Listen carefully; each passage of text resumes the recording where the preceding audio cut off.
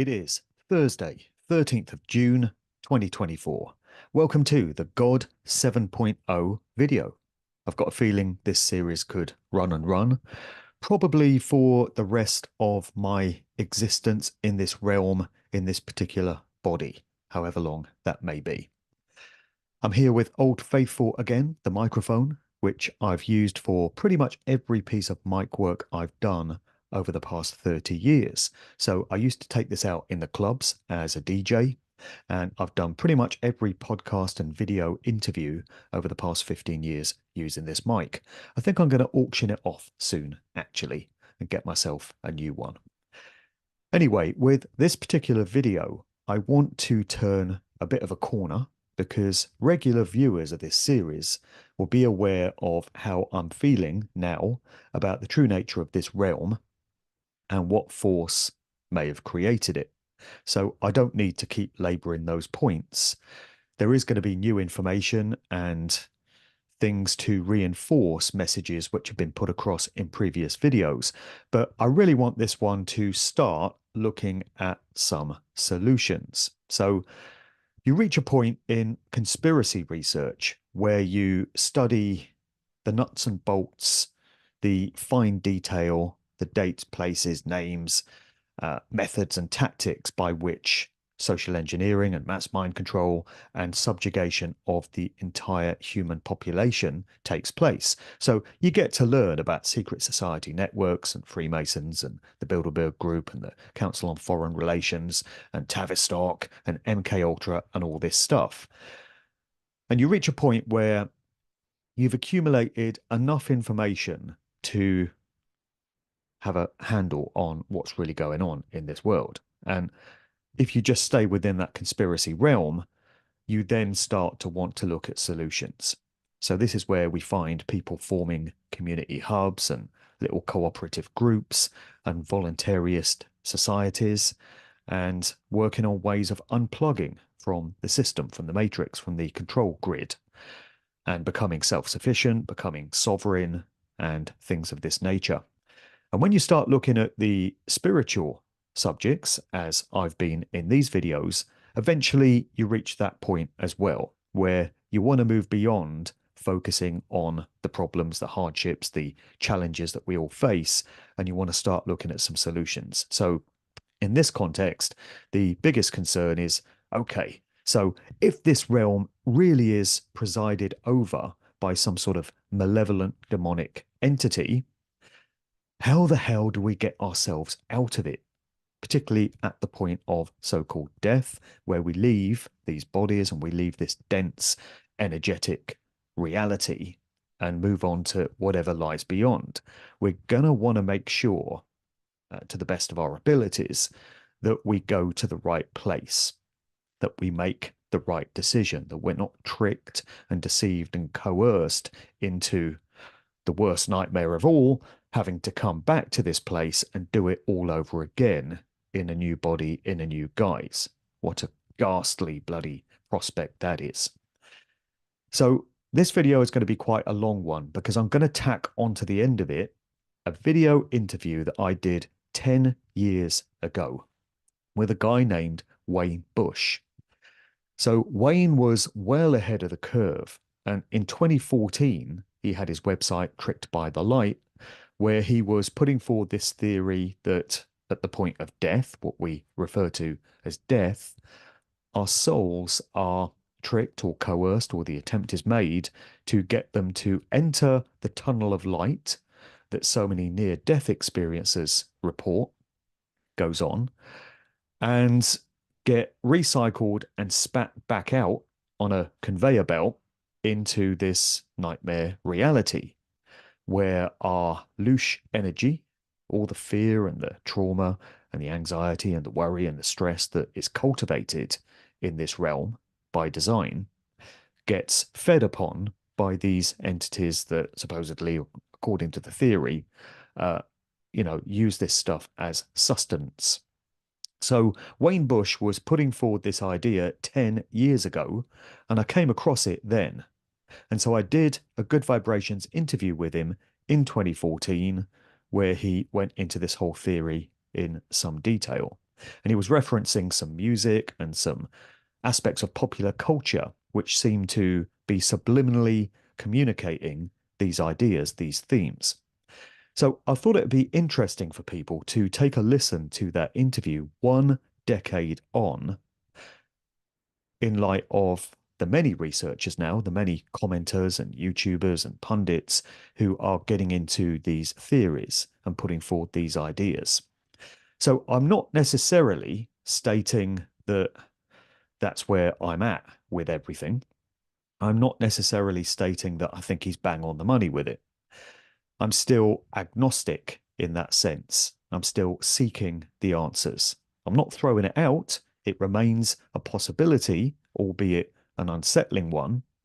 But I'm offering this interview at the end for people to, as with all things, make up their own minds about how they feel, because I think these are the most important questions and subjects that anyone can be addressing. Yes, I know there's serious stuff going on in the world. I know there are major threats to our freedom and our rights and the welfare of our children and our loved ones. And I'm very glad that there are many commenters and researchers who are talking about all this stuff. But in all honesty, I'm feeling a little bit jaded and a little bit worn out from talking about all that stuff myself. I remain a researcher into the true nature of the music industry, and that is going to continue to be the main focus of my work with upcoming books, upcoming talks, presentations, and upcoming podcast appearances.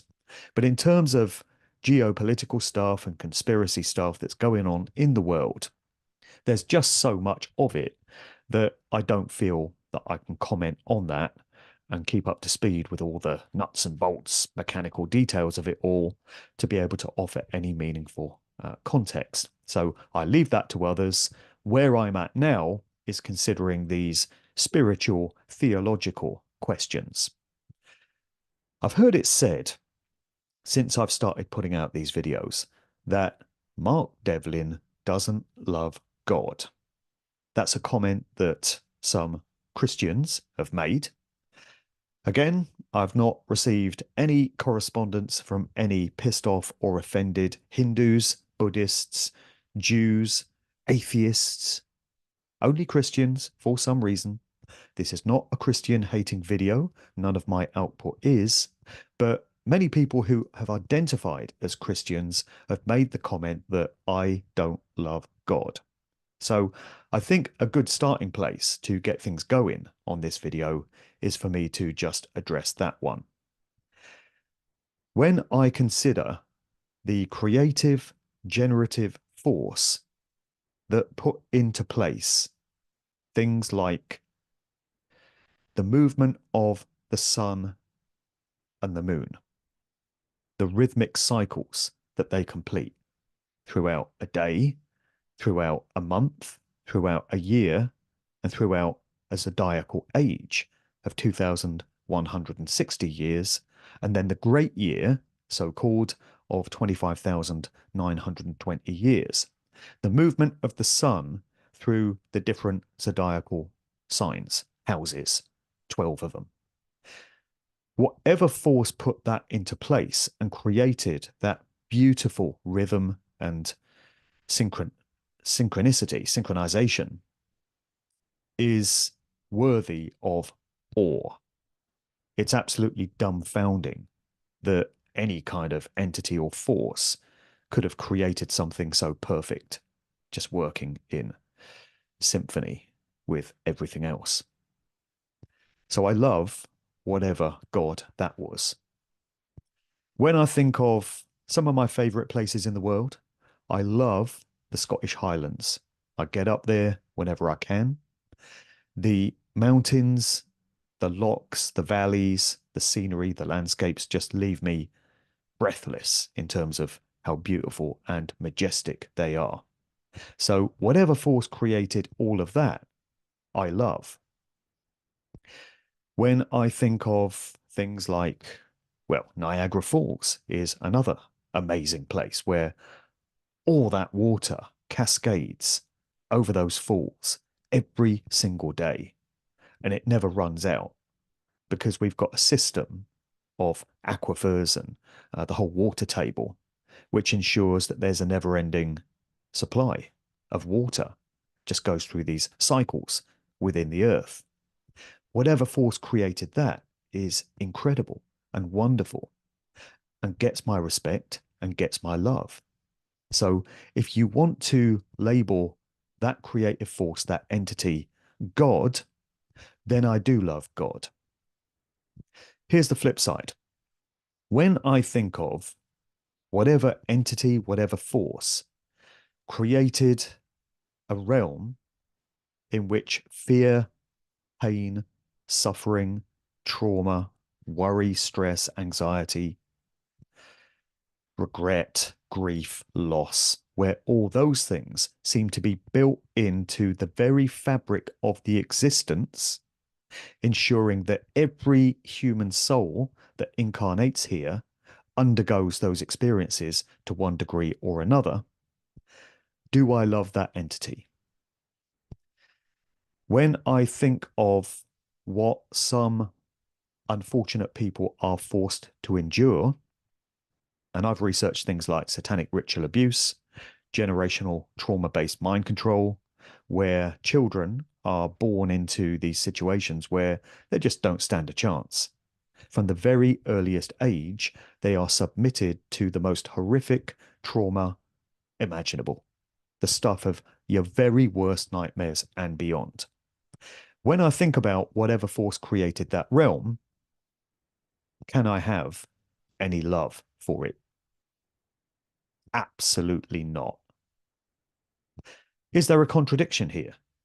Am I saying in one breath that I love God and in the next that I hate God? Or are we talking about different entities here? In the first examples, could I be talking about the original creative generative force that put into place this realm of existence? And with the latter examples, could I be talking about some other force, which is all about anything but beauty and majesty and all this, but actually thrives on pain, fear, trauma, suffering, and has created a construct where there's a never-ending supply of those things, and where good people who try their best to take personal responsibility for the way they conduct themselves in their relationships with others are made to suffer hardships the better they try to be. I think this is getting to the crux of the issue here. It's a fundamental mistake to assume that there is one God and that it's the force that created everything. It goes back to themes of earlier videos. The idea that this realm, this construct that we find ourselves in for whatever reason, because none of us know, none of us remember, we get this mind wipe, or we certainly can't remember our very earliest months and years. And it goes back to that metaphor that Eric Dubay so brilliantly put out there a few months ago, where he said, imagine a bunch of people on a boat out at sea. They wake up one day, they find themselves on the boat. They have no memory of how they got there. Nobody else does either. They don't know where the boat set sail from. They don't know where it's going. They don't know who built the boat. And they don't know how to navigate the boat. And they just have to try and figure it out. Is that not the perfect allegory for these lives? Is it not evidence of an entity that doesn't have our best interests in mind, that doesn't care for us and love us and want us to thrive and prosper and flourish? Or is it more emblematic of some sort of malevolent demonic force? I think that's what we're talking about here. Nancy! Nancy! Come on. Nancy! Where are you? Jonathan! Jonathan! Jonathan, I'm right here! Nancy! Nancy! Jonathan, where are you? Jonathan! Jonathan! Jonathan, I'm right here! I'm right here! I'm right here! Nancy! Just follow my voice! Jonathan! Follow my voice, Nancy! I'm right here! Nancy! Nancy!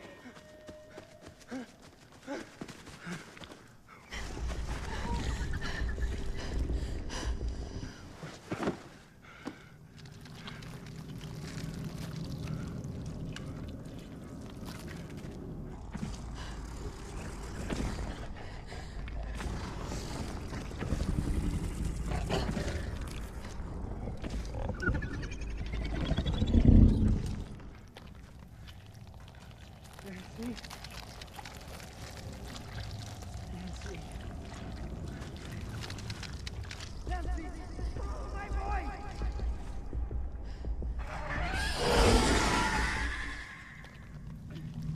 Nancy?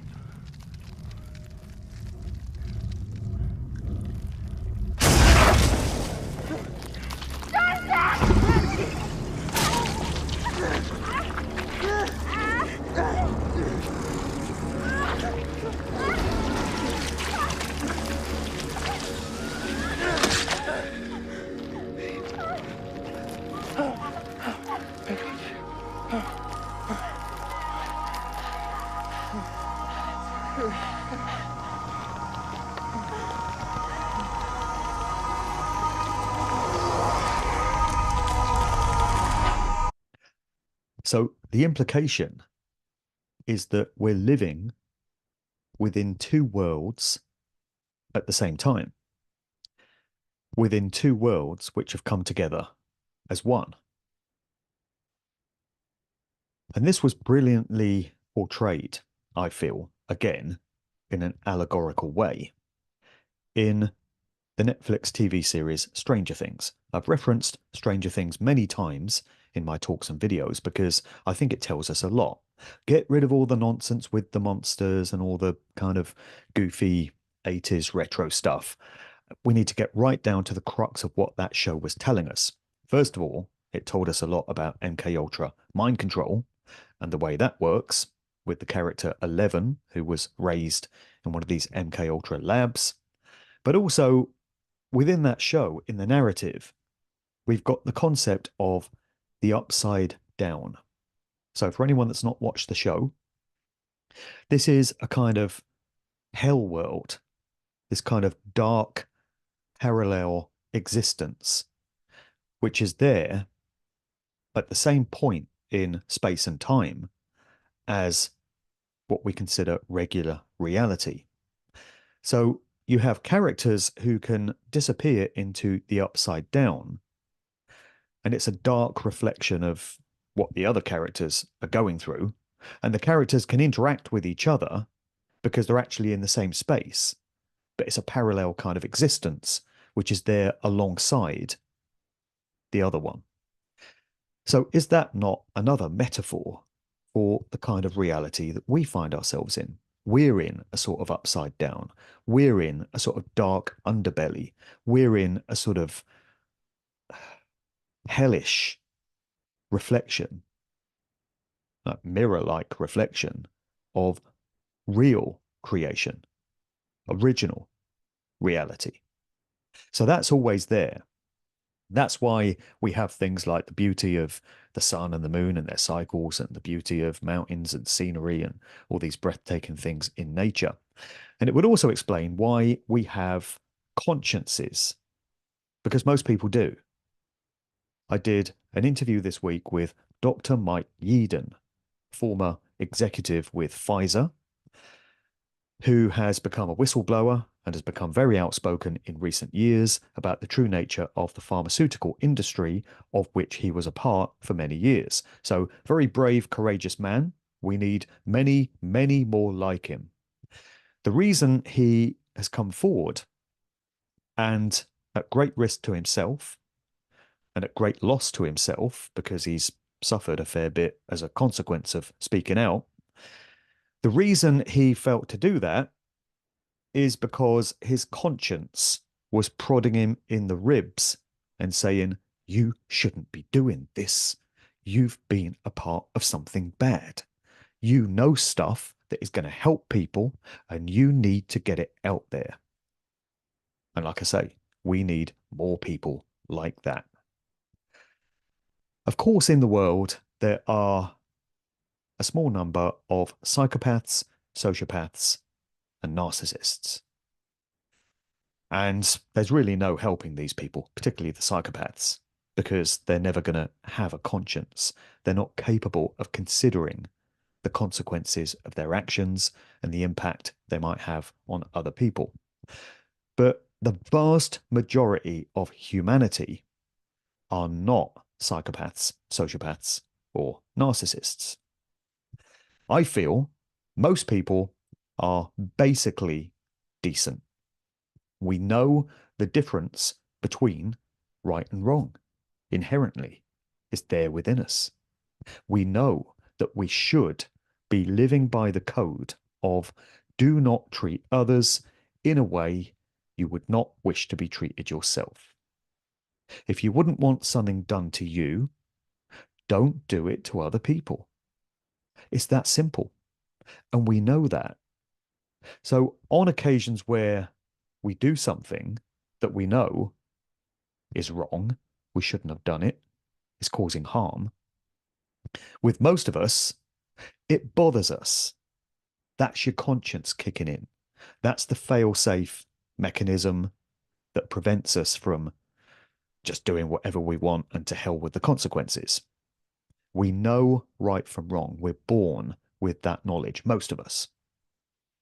So is that not indicative of the fact that originally we came from somewhere based in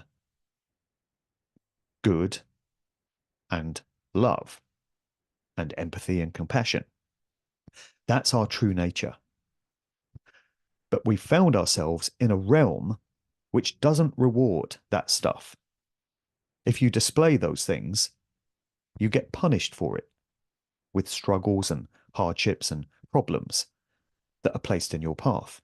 The coding of this place, if we use the sort of virtual reality CGI simulation allegory for a moment, sees to it that those kind of expressions, those kind of behaviors don't get rewarded. They get punished. I'm not trying to put anyone off from living that way. On the contrary, the central message here is that we should continue to live according to those rules. Do no harm. Do not treat others in a way you would not wish to be treated yourself. That is the code by which we should be conducting ourselves, no matter how much hardship and suffering we may reap as a result. Particularly if we want to get ourselves out of this realm. Maybe that's the key to not having to repeat these experiences, not having to get spat back out into this place. If we can earn our way out of it through good deeds, even in spite of all the struggles that they seem to bring, that's something worth striving for. So are we living within two realities at the same time is my question. And the answer, I feel, at this point in my research is yes, that would explain a lot. We are divine sparks. I've heard that notion put forward many times. This was part of the Gnostic belief system, where that group believed that this realm was indeed presided over by a demonic entity. It's known as the demiurge in some traditions or tellings of the story. It's known as Yaldabaoth in others. It's known as Rex Mundi by the Cathars, who had a similar sort of belief system. I think we need some new songs, actually. We need some updates. So the Bee Gees song You Win Again should be re-recorded as Yaldabaoth Wins Again, because it always seems to, doesn't it? And it's probably time for an update of the Boomtown Rats famous song, which should be re-recorded as I Don't Like Rex Mundi's, because who likes that thing, whatever it is?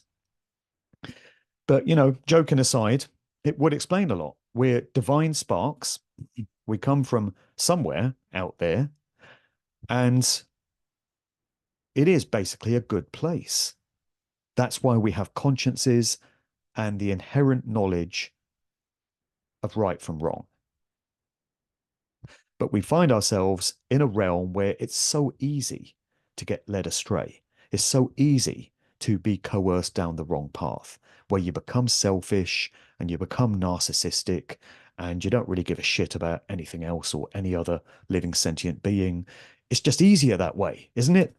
It's easier to navigate your way through this place, through these lives, just thinking about yourself and just worrying about your own material needs immediately at that point in time, and those of the ones you care for, and everyone else be damned. It's easier that way. And whatever force is presiding over this place wants more of that.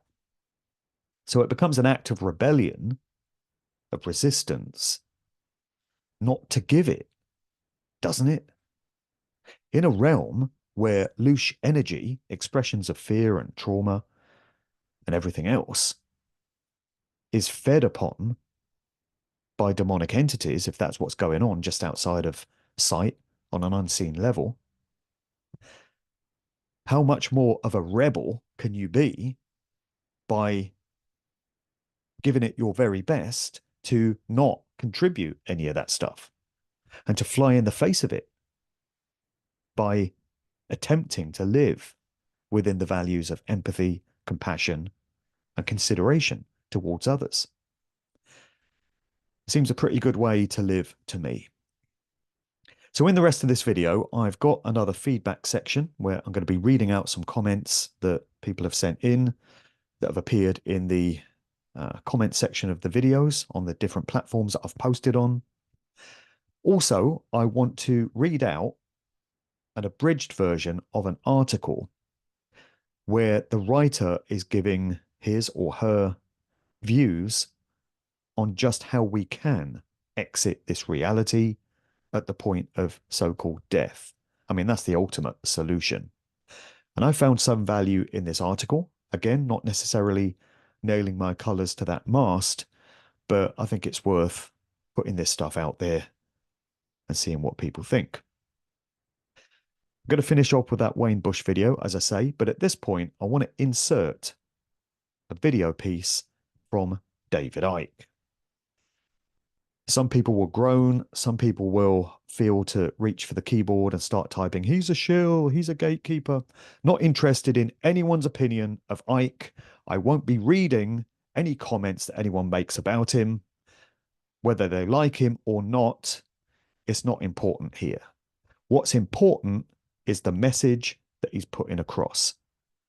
So listen to the words. If you don't like David Icke, forget that it's him, and just consider the ideas and the themes that he's putting across here. I hope people will find value in this. I did. Here it is either way. All around the world, you see this recurring theme in different cultures, and it's described in different ways, but exactly the same in theme. We have a force, an expression of this Wetiko that takes a reptilian form. And the cultures around the world, again and again and again, when they're doing their creation myths, then some kind of reptilian, lizard-like, snake-like entities are described. So if you take the biblical version, you have Adam and Eve in the Garden of Eden. And Adam and Eve are symbolic of, first of all, what humans were like before what became known as the fall. What the hell was the fall? The way I've seen this is that there was once not something that you'd call human.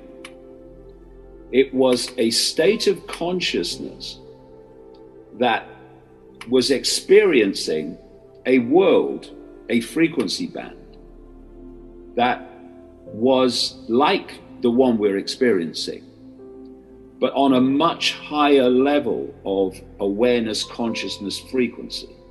So things weren't happening in dense matter and low, slow frequencies. They were happening on a high frequency. Things were much more ethereal.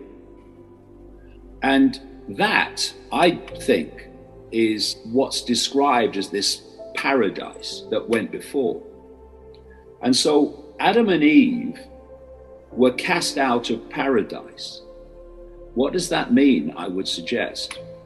They left that frequency level where what we now call humans were experiencing. A world of love, of joy, of happiness, of all the things that happen when you get into high frequency states where so much more is possible. And they fell, the fall was down the frequencies into dense matter. And the villain in the Garden of Eden that is said to have been part of this, or central to this, is the snake. People have to think symbolically. I mean, this is not a snake that can talk. This is symbolic of this reptilian group, not just one person, this reptilian group, these reptilian gods as they were perceived. And they fell down the frequencies, Adam and Eve, symbolic of what's now humanity, because they gained the knowledge of good and evil. What is good and evil? It's polarity. It's the polarity that we see in our reality now. That level that we fell from was oneness, it was unity. And we fell into the knowledge of good and evil, the knowledge of polarity, which is what this world is. And my view, and it has been for a lot of years now, is that what Genesis is describing is the takeover of human perception by this reptilian force. And the God at the start of Genesis that is creating the world is actually an amalgamation to deceive and misdirect of the gods, the reptilian gods. And what's being described is not the creation of the world, but the creation of the simulation, the matrix. And so when we hear lines like, and God said, let there be light, and there was light, I say what's being described is electromagnetic light, which is basically what this simulation is. And I said just after the turn of the millennium that this is a simulation, and the walls of it, certainly at our level anyway, are the speed of light, which is not the fastest speed possible. That's a joke. We're dealing with all possibility here. That's the fastest speed possible. It's a joke. It's the speed of the matrix of the simulation. And there was an article in Scientific American in April of this year where some academic said, we live in a simulation and the walls of the simulation are the speed of light. And he was relating the speed of light in simulation terms to the processing speed. Because what is physics? What is the law of physics, as we call it? It's whatever the creator of the simulation decided it was going to be. What are, in effect, the laws of physics of computer games? They're whatever the creator of the game decides they're going to be. But as this article pointed out, You can create the laws within your game, but you're still going to be limited by the processing speed you're dealing with. And that's why the speed of light is this faster speed. That's why when people have near-death experiences, they leave the body, which is locking us into the simulation through the five senses, and they experience a totally different version of physics, where past, present, and future all kind of happen at once in the same now. But within the simulation, we have time, we have all these other illusions, which are the creation of the simulation. So you had this treasure trove of documents that were found at Nagamadi in 1945, about 75 miles north of Luxor in Egypt, which was an earthen jar of the writings of the Gnostic people. And it's reckoned that they were put in that jar 400 AD, something like that. And about a fifth of these writings were about what they called archons, which is Greek for rulers, who were manipulating human society. And what they say in these writings is that this world is a fake world. It's a fake reality created by this archontic force to enslave humanity in an illusion. I went through all of them, and what you see, they're describing a virtual reality universe. That's what they're describing in their own language, what we would call today virtual reality. One of the great things today is that because of the technological advancement, so-called, we've now got the analogies and the experience of virtual reality to actually describe what this reality is.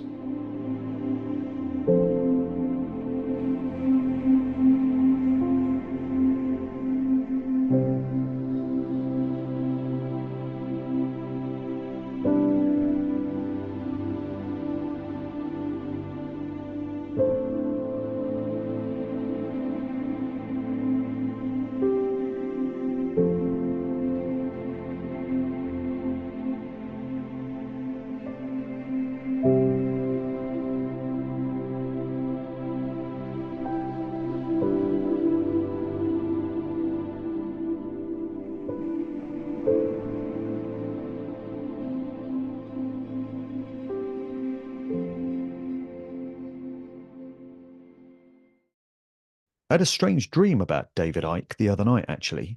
For some reason, I don't really remember my dreams for very long, so I wrote this one down. I was in Bangkok, Thailand. Why? I don't know. But we'd both been booked to speak at this conference event. And for some reason, the event got raided. I don't know if it was police or some sort of rebels or whatever, and it got shut down. And I can remember David Icke got paid for the gig. He was getting a wad of banknotes given to him. And I was told, get out, it's not safe, you've got to go. And I never got paid. And it kind of harks back to my DJing days. It reminded me of situations where I used to get booked to play at the same club events as people like Trevor Nelson and Tim Westwood. And promoters would often say to me, what's the least amount you could do it for, mate?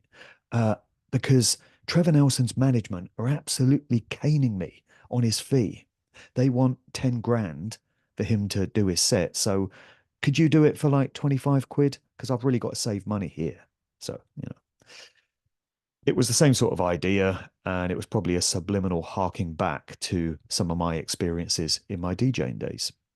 Anyway, either way, I want to get into the feedback section now. So I'm going to read out some comments that people have sent in. And many of these are in response to the messages put out in previous God videos. So first off, greetings, Mark. Your God presentations are excellent. Let me make a long story shorter to clarify a key point. You logically and legitimately question how an omnipotent, omniscient, good God could allow an inferior, bad God, think demiurge, to hijack his creation and turn it into the hell it has become. There were numerous Gnostic sects in recent times. Only a small minority of them believed this. True Gnostic thought posits that this cosmos, this universe, this earth, the entire material realm, has always been the province of the demiurge, and it was totally his creation from inception.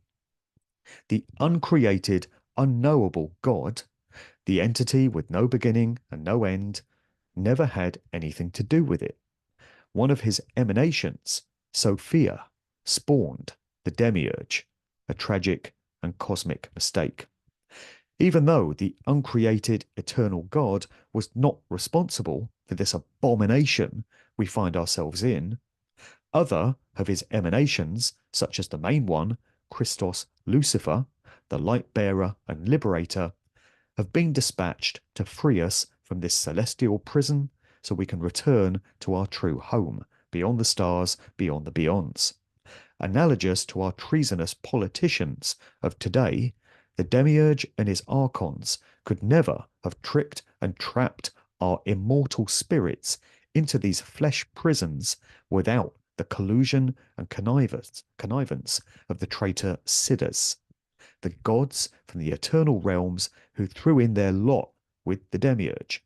Hence the vicious, cosmic, interdimensional, intergalactic war between the good Siddhas and the evil ones, who are determined to keep us on this louche farm with their reincarnation, which should be called recycling, racket, so the demiurge and his archons can keep feeding off our misery, pain, and suffering.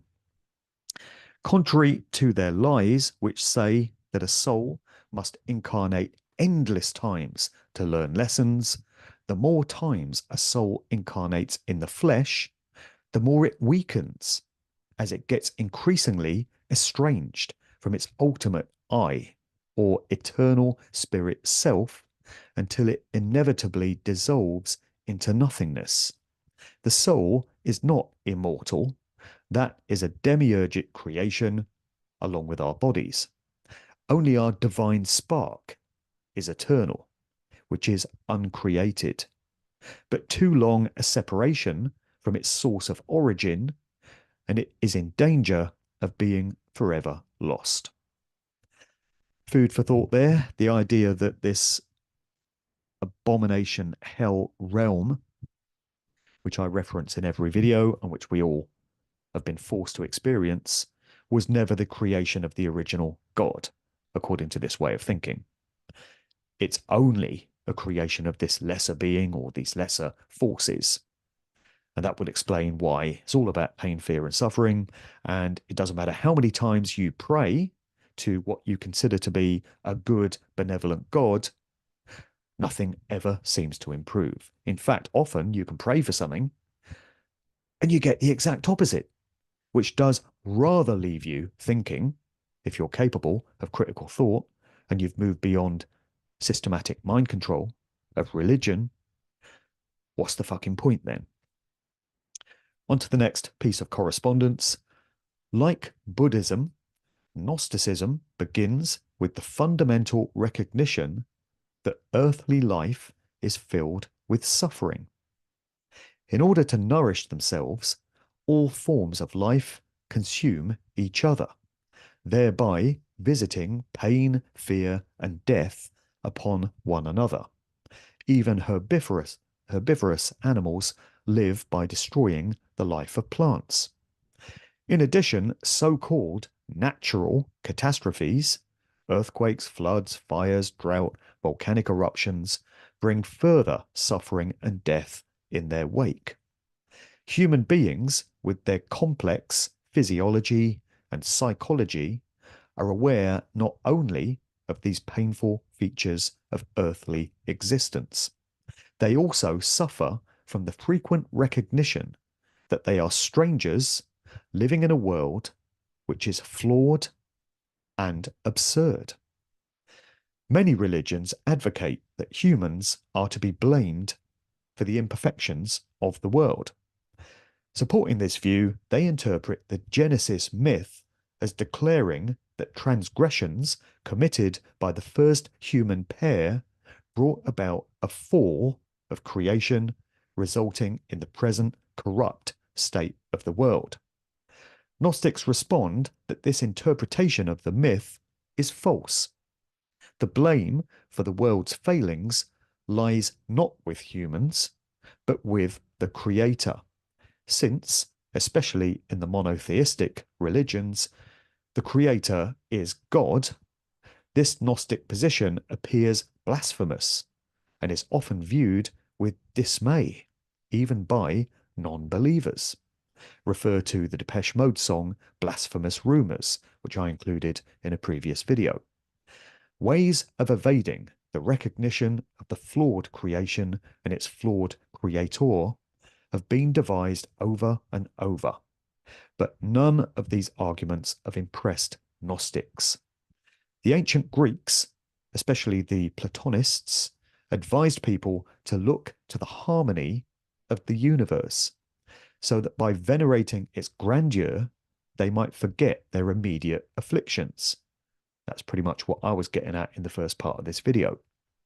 But since this harmony still contains the cruel flaws, forlornness, and alienation of existence, this advice is considered of little value by Gnostics.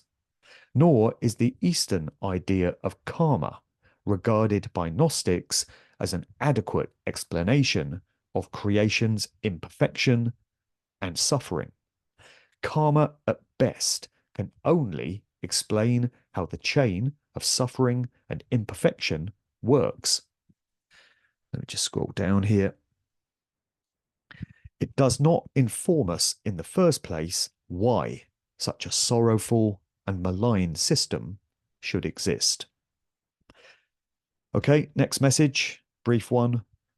There is an authentic half, a true deific component within creation, but it's not recognized by the half maker and by his cosmic minions, known as the archons or the rulers.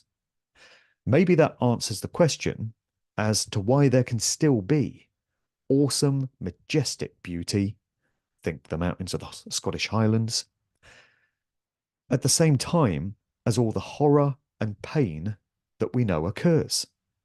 We're witnessing both halves of this creation occurring side by side. So you could be in Glencoe, for instance, in Scotland, one of the most incredible places on earth, that pass on the A82 there. And you could be taken in the beauty and the majesty of the mountains and the glens. And at the same time, there could be an animal within those glens tearing apart another animal to eat its body. So beauty and horror occurring side by side at the same point in space and time. Next message. The saddest thing in life is surely that we still do not know why we are here and why we just have to go through all this. Back to Eric Dubé's boat analogy. We also still do not know why some folks can get away with plenty. Think Matt Hancock, for example. Dan Andrews, insert name of your choice. I never understood exactly what Eve did wrong. Did she perhaps mate with Satan? Another sad thing is even when you notice what is wrong, practically no one else even listens or pays attention. As George Carlin commented, nobody seems to care. Nobody seems to notice. So I responded to that particular message, and I'm going to read out my response here just to throw this into the mix. So many thanks for the message. I note all your points and insights. I think it has to come back to that video game analogy I mentioned. If the object of a game is to kill aliens, for example, it's an exercise in futility to attempt to do anything other than kill aliens. You're doomed to failure, since the code of the game has been written to ensure that only the killing of aliens brings rewards. So if the code of this reality has been written to ensure that only pain, suffering, fear, and trauma can really flourish, then it explains why selfish, psychopathic shits thrive and prosper, while anyone else who tries to do their best to do good and help others only reaps suffering and defeat for their efforts because they're going against the rules of the game, the code. So that's a message that I think I've driven home enough times by this point. Next message: the malicious spirits, demiurge, call it what you will, feed off any strong emotion, positive or negative, love or hate. That's why we need to maintain the center ground and be neither too positive or too negative, to try to remain calm in all situations. It's like a heroic army general in the midst of a bloody battle. He keeps his head while all around are losing theirs. The Demiurge built AI is 24/7, 365 on the lookout for any strong emotions, like the Eye of Sauron, constantly scouring the landscape. The evil entities don't just feed off of negative energy, fear, hate, despair. They feed off any emotion, including joy, happiness, and feelings of freedom and redemption.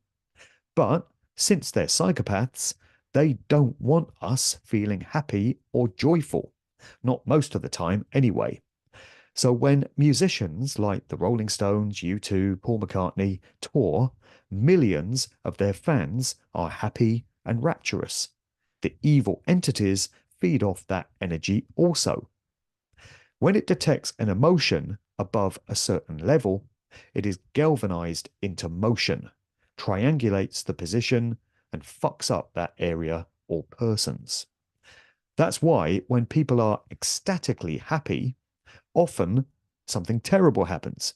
For example, somebody on the holiday of a lifetime, joyously happy, swimming in turquoise tropical waters, suddenly gets ripped to shreds by a great white shark. And that makes me think of raves, dance music events of old, where extreme levels of euphoria were cultivated through what went into the music, but also the drugs, ecstasy being the obvious one, really heightened states of emotion where people partaking in those raves were so joyously happy and rapturous for a few hours. What if those kinds of displays of emotion get fed off in the same way as louche, fear-based energy does? Great point.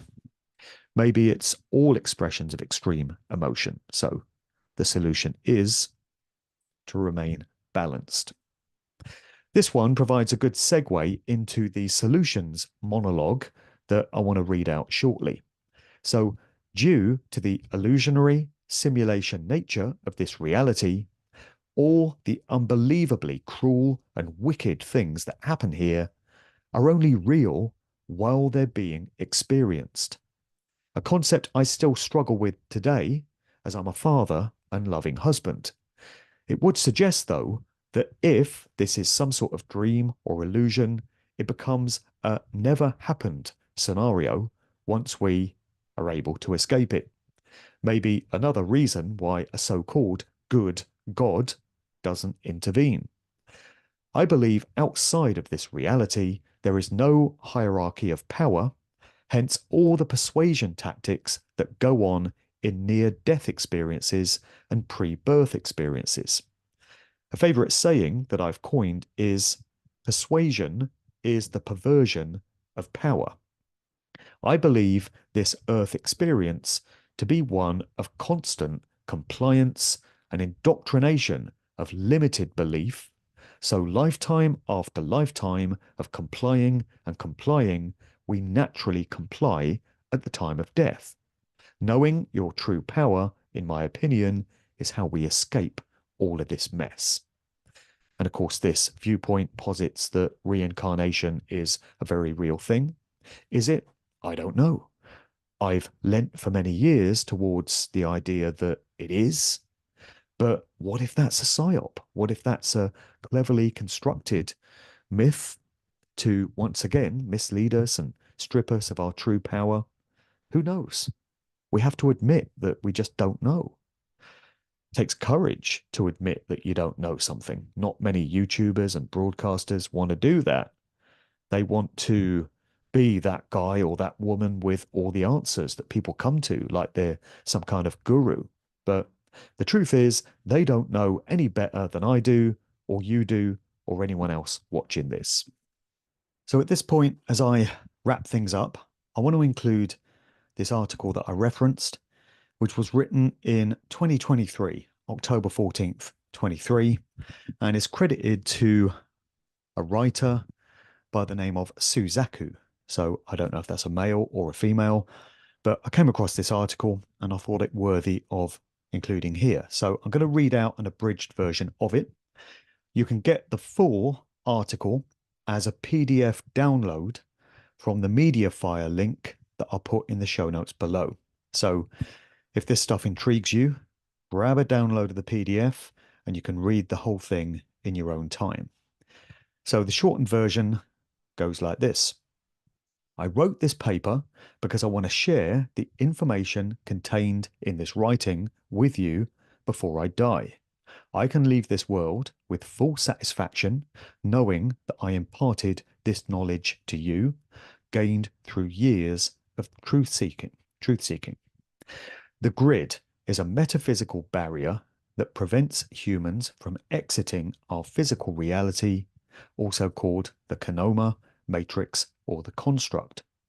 Once outside our reality, you are free forever, able to maintain your unique consciousness, to escape reincarnation, and you will be immortal.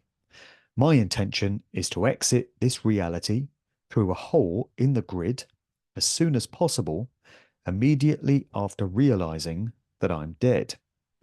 After death, you will be in a different plane of existence than you were in life. That plane is called the astral.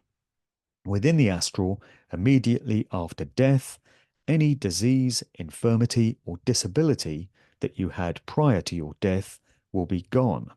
For example, if you in this life were totally blind, you'll be able to see things clearly in the astral after your death. Do not worry that any infirmity, disease, or disability will prevent or reduce your opportunity to exit this reality. The grid is a vibratory energy grid preventing exit out of this physical reality. At death, look above you and use your deceased body as a reference to search for a hole in the vibratory energy grid. That hole is where you want to exit, and you do it by using thought, intention, and focus. Passing through this hole will lead to a universe that is outside of the 4% visible universe that we can see with our eyes, the spectrum of visible light. When you're outside our grid, all the memories from your past lives will return to you. The restoration of your memories is confirmation that you're outside the grid. Here's a simple 3-step exit sequence. 1.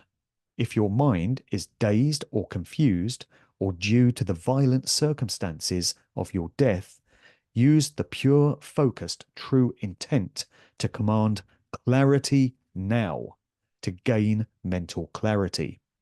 2. Use true intent to show a hole in the grid. The wording suggested is, show me the holes in the grid now. Ignore anything other than the search for a hole in the grid. 3. Immediately after the hole in the grid has been identified and located, use the true intent focused on the located hole. If for any reason you have a problem seeing the grid, if you're uncertain whether it's the grid, you can always use the command grid clarity now. That will show the grid. Some notes about the exit sequence. Free will. You have absolute free will to choose anything, but must accept the consequences of your choice. When you arrive in the astral plane after your death, you have absolute free will and are not bound by any soul contracts or failure to declare sovereignty. I'm going to jump here to the conclusion because, as I say, if anyone wants the full article, they can grab it from that download. But in conclusion, the purpose of this writing is to provide you with a choice. If you, in your mind, create, visualize, or imagine that the holes in the grid are all true exits out of this construct while alive, after your death, all the holes in the grid that you observe will be true exits out of this construct. Whether you choose to go through a hole in the grid is your decision. You must make the decision using your own free will to do what your intuition tells you is best for you, so that you will have no regrets.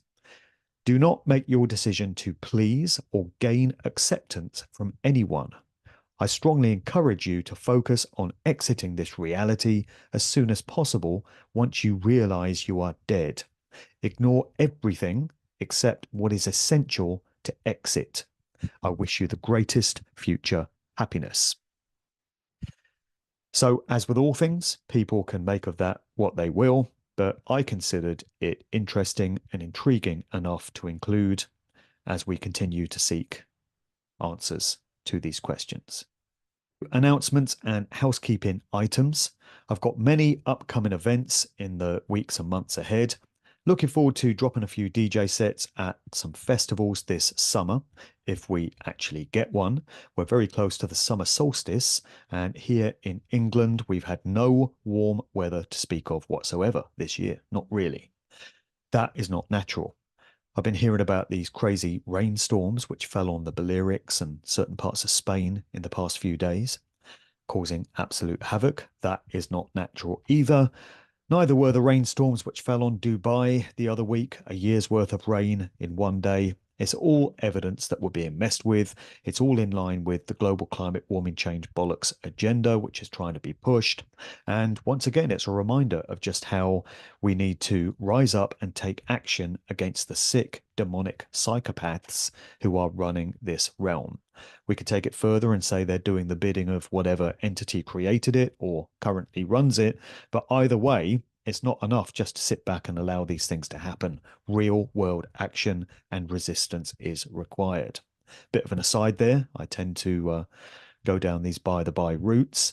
So many events coming up in the weeks ahead, and the best way to keep on top of those is to visit my main website, djmarkdevlin.com/events. Hope to see people out and about at many of those. At the Shine seminars in August, the first weekend in August, on the Friday, the 2nd, as well as delivering a presentation, I'll be doing my first workshop. I've seen workshops being conducted at many conference events, never actually done one myself. This one is going to be titled Decoding Illuminati Symbolism in Popular Culture. So if that intrigues anyone who's going to be in attendance at the Shine seminars, you can drop me an email to the address in the notes below, markdevlin2022@protonmail.com, and register your interest in being a part of that seminar. You can pay on the day in cash, which is always, of course, preferred. So many other events coming up, many podcasts and interviews on the way. I did one with Sophie Ottaway just this week, which was filmed. Watch out for that one. That's going to get released probably next week. I did Good Vibrations with Dr. Mike Yeadon, as I previously mentioned. That one has been up on my platforms for a few days now. I've got one coming very soon with Rhys Dorney, the proprietor of the Schism website. He's been on before, and we're talking about the complete moral debasement and degradation of popular culture, focusing on the music industry and specifically what laughingly masquerades as hip-hop, rap and urban music, R&B and such, which is, of course, nothing of the sort. It's straight satanic garbage, and it's being used to mind control young people. So we get into the mechanics and the fine detail of that in that podcast. I think I've called it normalizing Satanism, which is what it is. And as I say, plenty of other interviews and such in the coming weeks. I post all my videos on YouTube. I'm on my 4th channel there. Somehow it's surviving. Don't quite know how. Skating on thin ice probably, but there it is. And everything I put out is also on my BitChute, my Odyssey, and my Rumble. And the audio goes on Spreaker.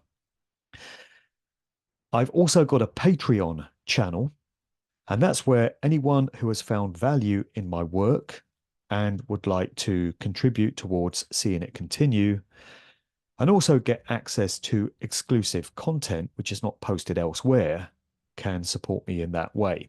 So by becoming a Patreon, you get 3 exclusive videos every month that I don't post anywhere else.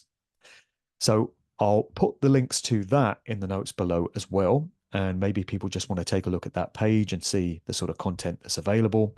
And if you feel to get involved as a member and support me through Patreon, of course, that would be greatly appreciated. You can make a donation if you want to make a straight donation to me and the continuation of my work via buymeacoffee.com, or just a straight donation via PayPal or a bank transfer if that works for you. So again, details of all of this will be in the notes below. There's some products that I'm involved with that I'm happy to help promote. I've just got involved in privacy phones and laptops coming from Incognito Privacy Tech. So this is a company run by Jamie Turek, and he specializes in phones and other devices that prevent you from being tracked, monitored, and surveilled in the way that we routinely are through devices that we use if we don't have this kind of protection in place. So his company is all about protecting you from spying by, big tech. So I'm an affiliate with these products, and there's a link below where if you feel to order any of these, you can do it through this link, and I get a small cut there, which again just helps me to continue what I do. Same thing with these natural health products that I'm involved with. There's Root, there's also NANO SOMA, and there's Masterpiece. Again, links to these in the notes below. And if you feel to purchase any of these products that are all about boosting your immune system and keeping you protected from things like chemtrails and all these other assaults on our bodies that we get from all directions, then again, you can click on my affiliate links there. At this point then, I'm going to round off this video with the Wayne Bush interview. We're going back 10 years. I would really like to have a new discussion with Wayne because he did tell me at the time that I was the first podcast host to put out these ideas and to give him a platform to express how he felt about these things. As I say, this was from 2014, so I feel it would be very relevant at this point, now that I'm exploring these subjects so intricately, to have a new chat with him. I have tried reaching out to him a few times. I've not got a response. I don't know if that means he's seen the messages and just doesn't feel to do a show, or if he's not come across the messages. If anyone's got any way of reaching Wayne Bush, besides his Facebook page, that's where I've tried reaching out to him, but he's not responded to the messages, then please do drop me an email to the address below. And Wayne, if you happen to be watching and you feel like doing a new show, do get in touch. But in the meantime, this is what he had to say all those years ago. There's not much to see with this one. It's not a visual podcast, so it's audio only. But these are ideas that I feel are worth rebroadcasting at this point. Again, I don't necessarily subscribe to them. I don't necessarily nail my colors to this particular mast, but also I don't necessarily chuck them out or reject them either. So let's play out with this. Bit of a long one this time, but I will see you for God 8.0, whatever that may consist of. Take care in the meantime. Cheers. You're here because you know something, that there's something wrong with the world. You don't know what it is, but it's there. Don't worry, don't be afraid, ever. This is just a ride. Vibrations, I'm picking up. Vibrations, I'm picking up. Vibrations, I'm picking up. Vibrations.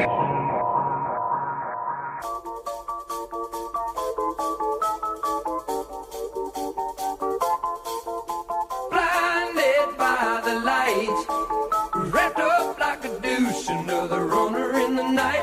Blinded by the light, wrapped up like a douche, another runner in the night. Blinded by the light, wrapped up like a douche.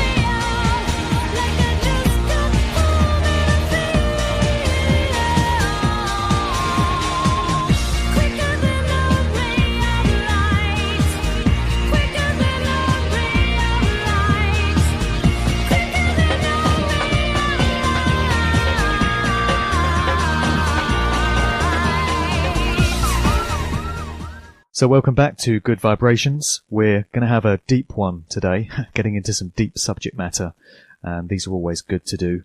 I'm chatting to Wayne Bush over in Texas, US. Hey, Wayne. Hey, Mark. Thanks for inviting me on the show. Great to have you on. No relation to George H.W., I'm sure? Absolutely not. Good to hear. So you run the website trickedbythelight.com, which people will no doubt want to go to as a reference point for what they're going to hear about today. And we're here to talk about some of the content that you've got on that site. Before we get into the specifics of it, though, would you just like to set the scene a little bit and what inspired you to start this site and what inspired you to start writing about the sort of esoteric subjects that you cover? Okay, sure. I'm originally from Ohio and United States, of course. I moved to Austin and went to University of Texas, and I've been a computer programmer at the state of Texas for about 25 years now.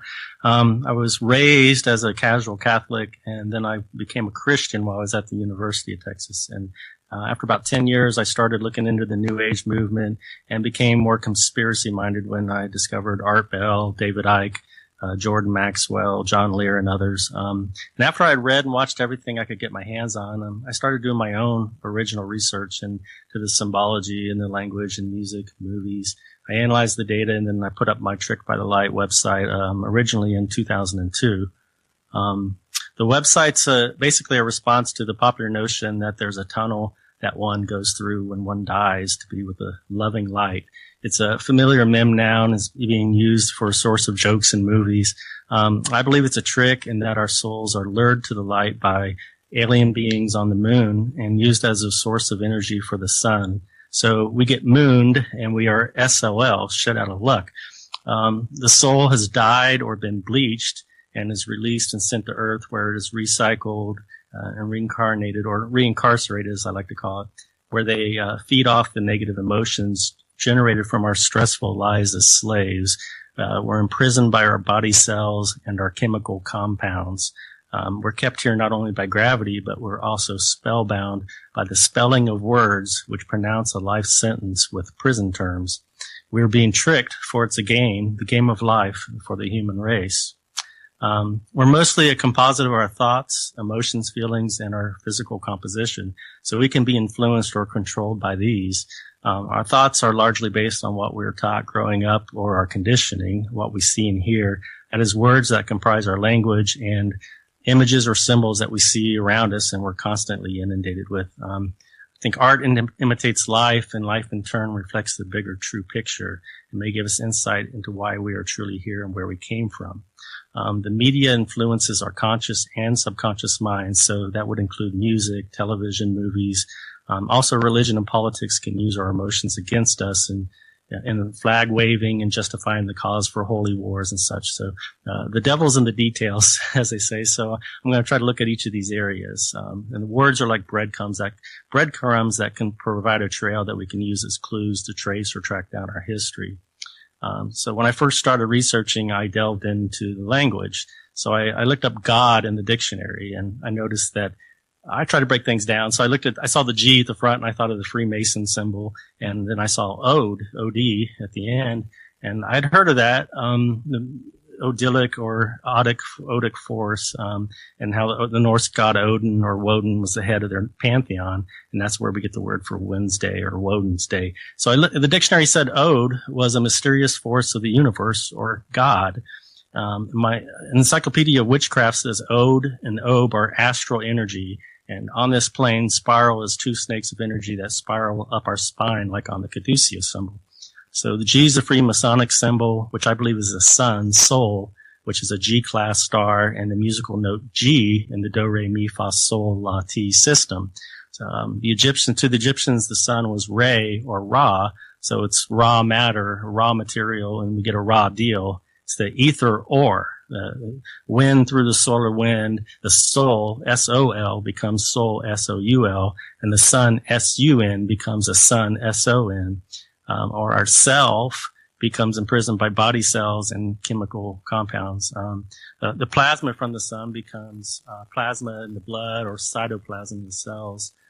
The G, gamma, which is another reason for the G, gamma rays from the sun, becomes a gamete, or your ego or ego. And the or from Ra becomes your or Ra.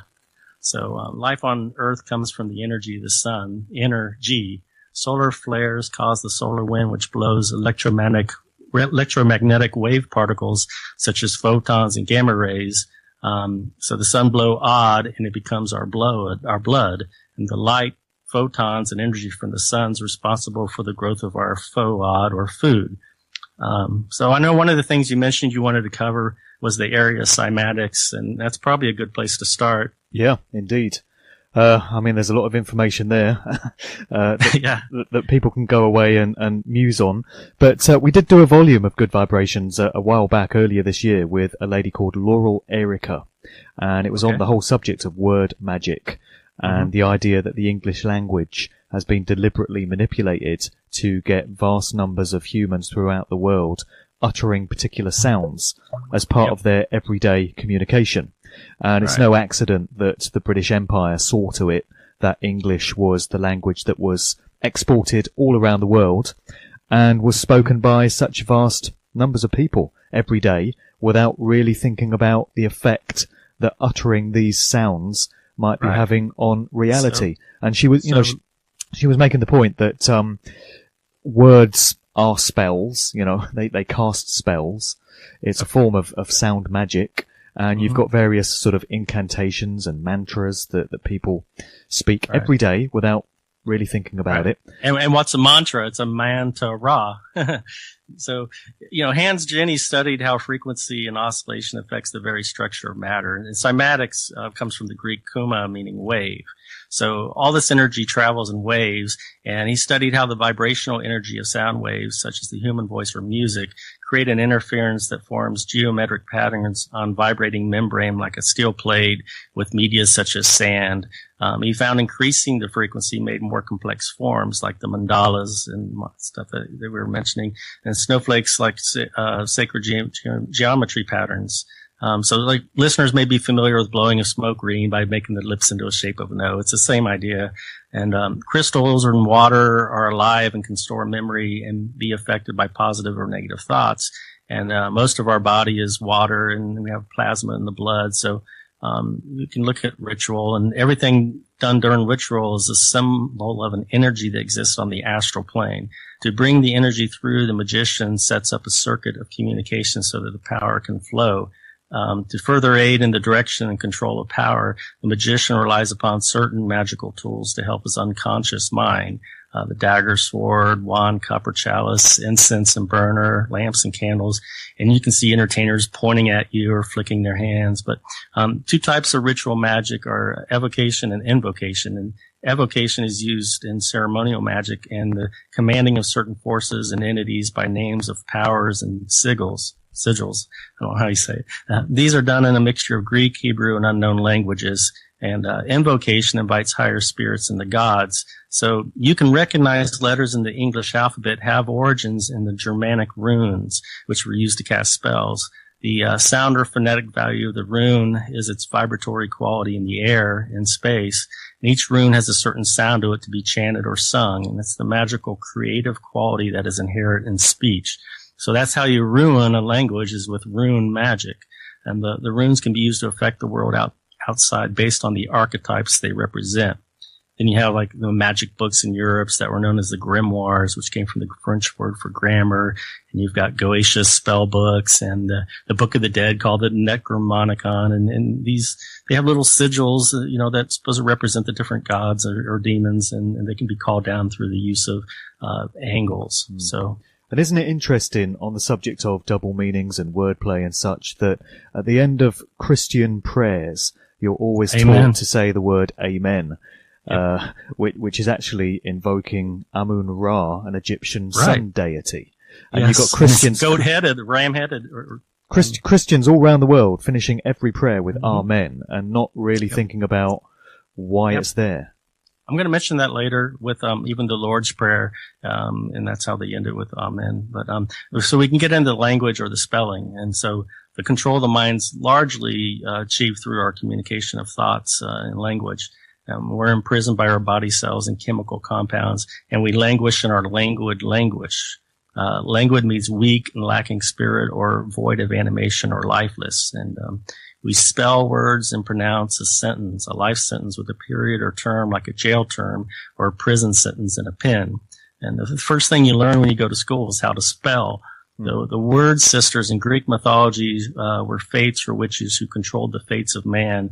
And in our language, we use curse words and cursive writing. A rite isn't a ritual or magical rite. We cuss and discuss. The words have meaning and are mean things, especially cross words. They can be used to make a point, and we use a converse to converse in order to keep us off course in our discourse because a phrase. We use catchwords. The story is a spiel or a spell. So words are spelled to create a sentence of terms. And books contain chapters which are secret societies or religious orders, like the Knights Templar. A chapter contains many pages. A page is an understudy and in service to the king and queen, as in pages and squires, a knight who's well versed in magic and more or less a soldier or trained assassin. To page someone is to summons them. Pages are bound together and summon demons. After all, a page does contain many sentences. A jail sentence is served in a prison ward, and indeed a sentence is created by words that are spelled out using letters. A letter is someone who allows something to happen or does something for someone else, like a blood letter. The word book as a verb means to arrest or detain, bookum dano.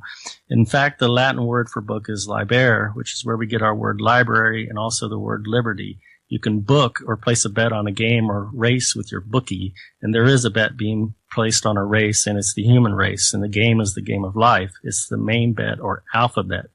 An example of spell casting through language is when someone sneezes, you say bless you, which can also be heard by the subconscious mind as be less you. Wouldn't it be better to say be more you?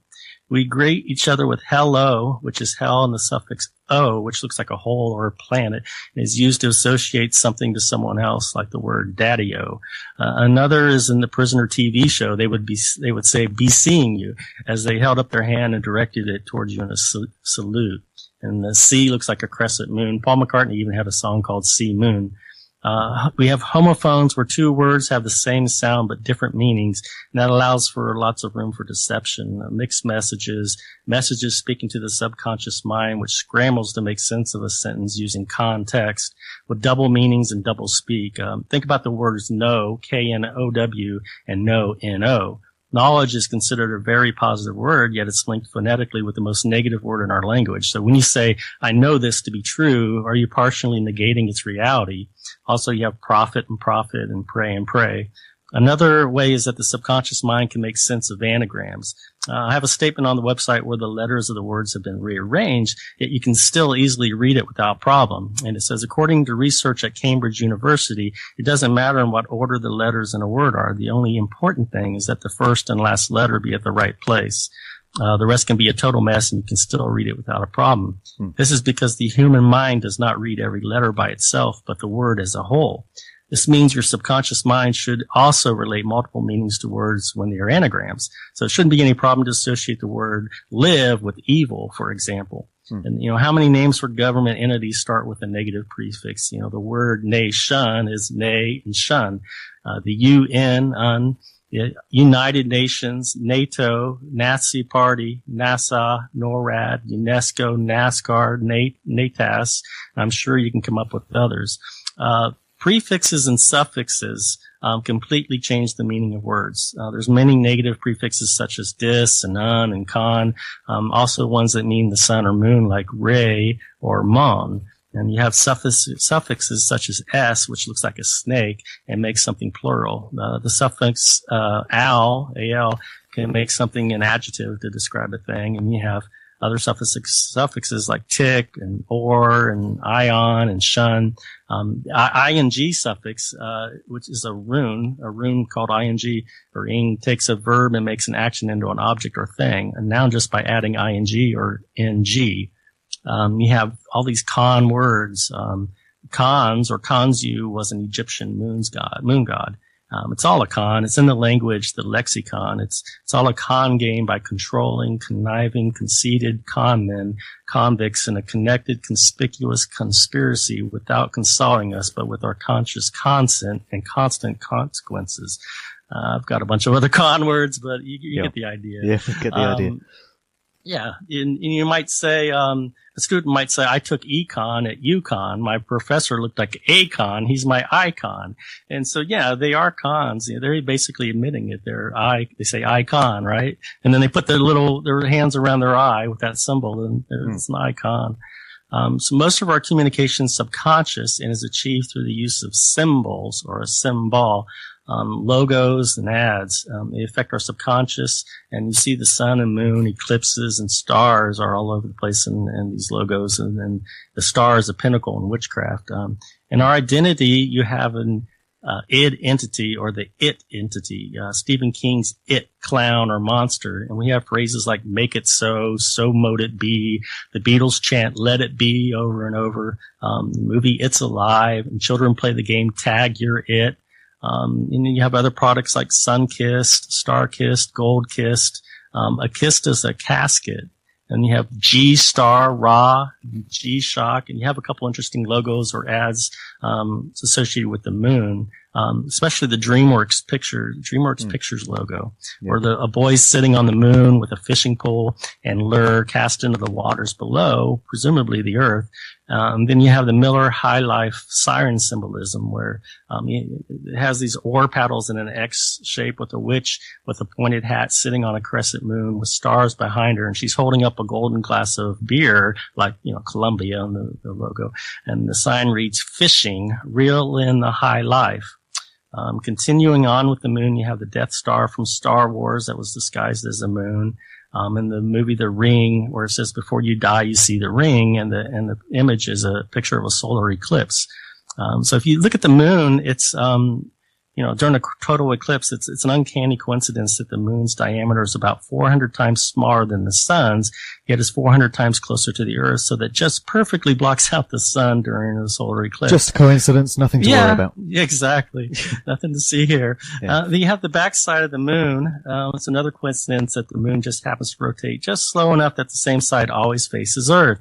So I wanted to look at those prefixes, mon, which is moon or man, because you say, hey, mon. And the monad is a god or deity for which many cultures was the moon. Mono equals one, so you have monopoly, and Monday was the moon's day. Month is the time it takes the moon to renew. You have money, which is associated with the moon, and monetary. Monarchy, yes, exactly. There's a bit of Archon in there as well somewhere. Yeah, there is. And then you have a monster, which is a moon star. The stir comes from the Greek aster, which means a star, and that's why an asterisk it looks like a star. So you have monumental and ceremony and sermon, and you pay alimony, alimony, and a demon is from the moon. Then you have the suffix al or al. And is a moon god.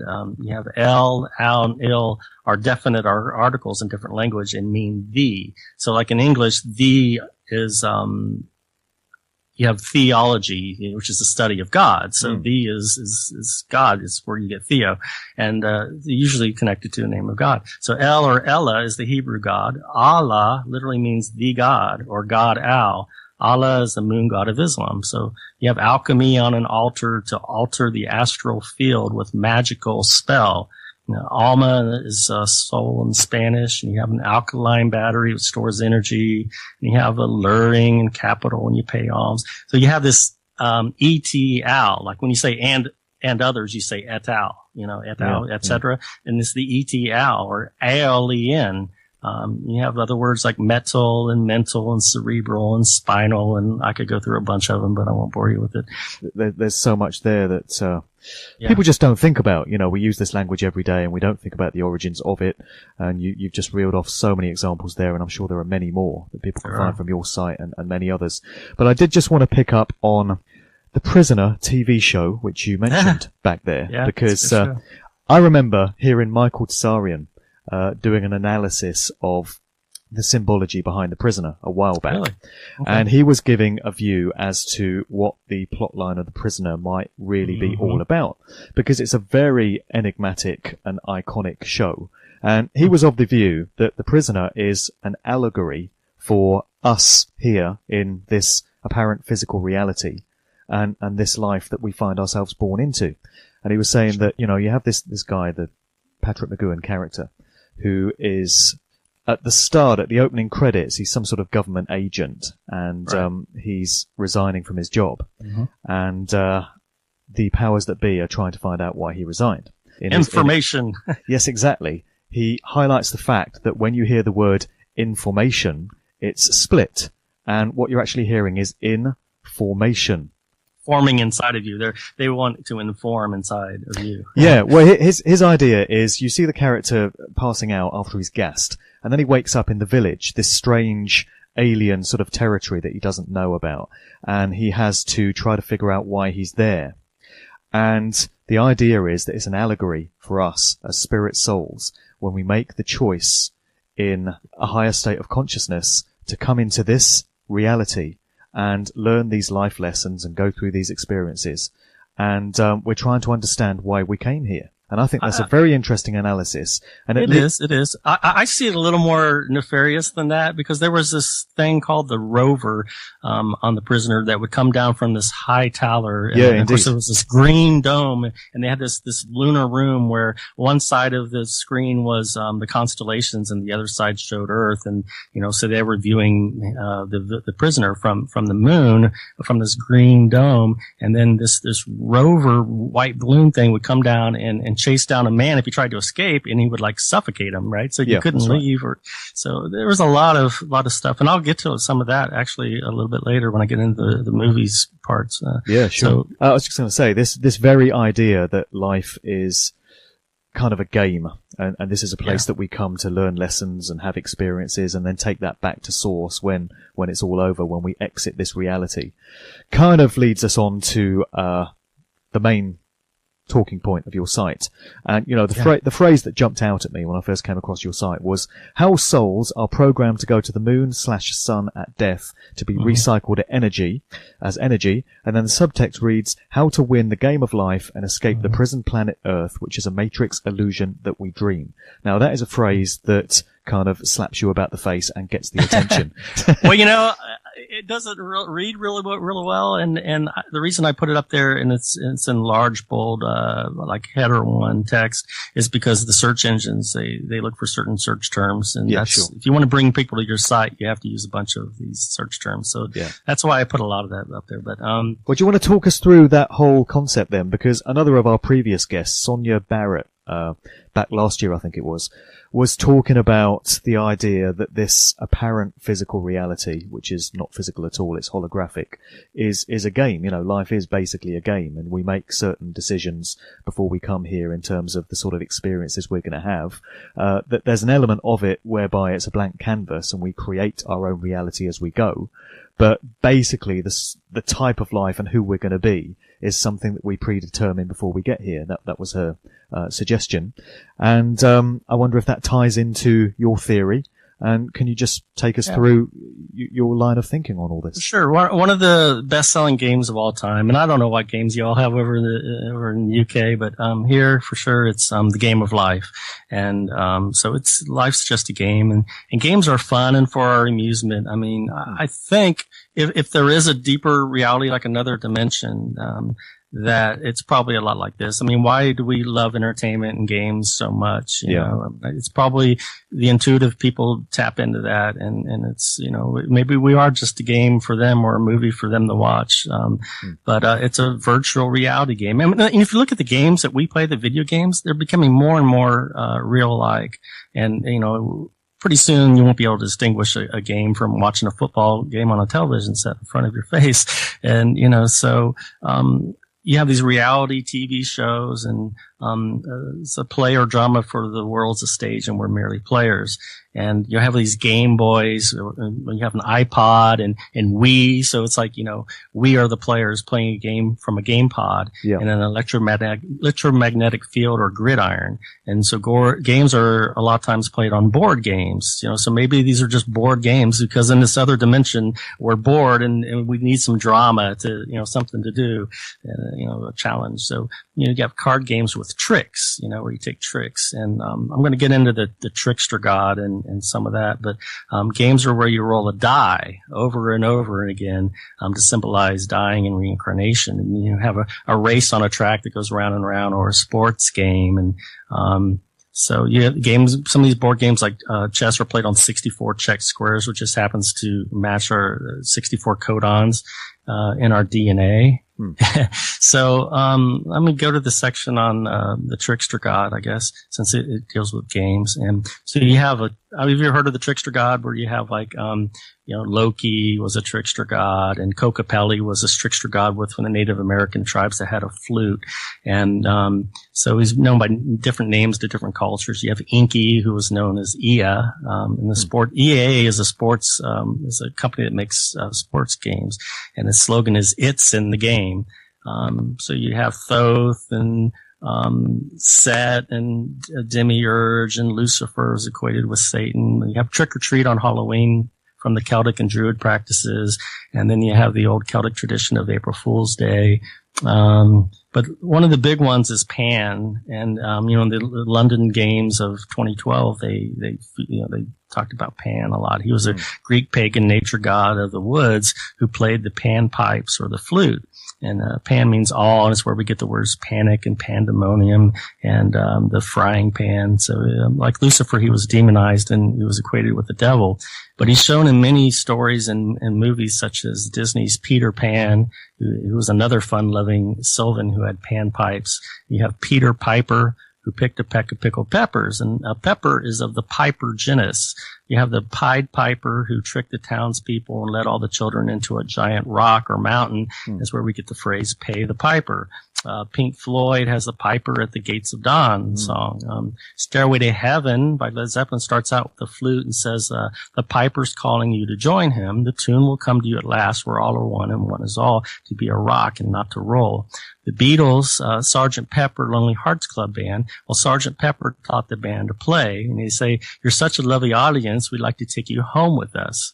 And then you have Dr. Pepper, the drink, where it says, their jingle was, "I'm a pepper, you're a pepper, wouldn't you like to be a pepper too?" You have the Pepsi drink, where the slogan was, "Join the Pepsi generation." So you look at the lyrics by Van Morrison of a song called "Pay the Piper," and it's pretty obvious the piper is the devil. You have the trickster Willy Wonka, who was the wizard or magician, and he had a flute, and he had a chocolate factory, and all the kids or bad eggs would disappear or die through the pipes in his factory. And so you have this concept of a green man, someone who's green is naive, and green's the color of ectoplasm. You have the man in the moon, and the moon is made of green cheese. Chi is our energy source, right? And monstrous blood's usually green, from feeding on the souls of men. So when you have this green energy near the poles, it can be seen as lights. And when it's sent to the sun, I say during an eclipse, where the energy gets clipped, it's the Green Mile from the movie, which was the hallway in which the prisoner walked between the prison cell, a holding tank, and the electric chair. So, you have a trick star associated with Lucifer, the devil, and he's the piper, which lures pips through his pipe, which is the tunnel. In games, these card games and dominoes and whatnot, the pip is it's the dot on your playing card or on your domino. And it's, you look at pip in the dictionary and it has all these different definitions. One's a seed or energy. And so it represents man. So he must reach the other side of the board. He must pip his way through the shell to be born, like a chick pips is to peck. That's why Peter Piper pecked, peck, he's picking or pecking. And so the sperm gamete breaks through the ovum gamete egg. And so, when in backgammon, it can be referred to as a game piece. In a dictionary, a pip is a short, high-pitched sound, like a short, high-pitched sound made by a bird. And so you have this reference to peep being people, like, hey, all these peeps, all my peeps. And so the pip is a pipe also. And so a piper pipes the pips or lures the fool with his pipe.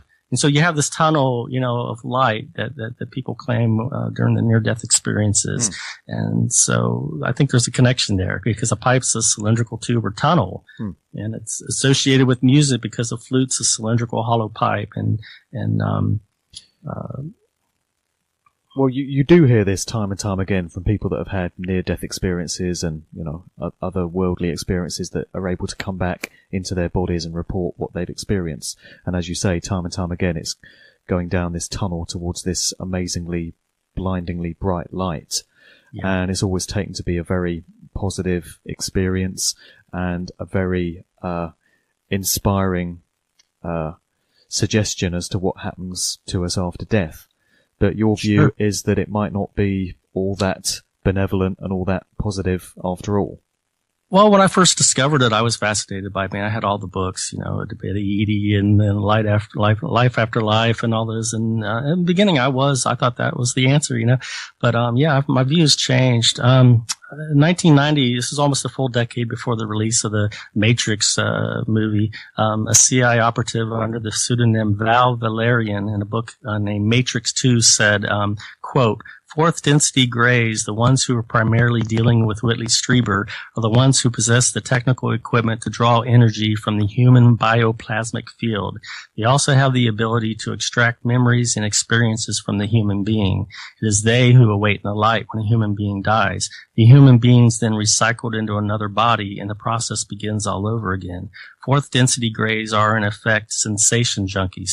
To experience human emotions is the closest they themselves ever come to the idea of feeling." He later writes, "These entities have been abducting humans for many centuries.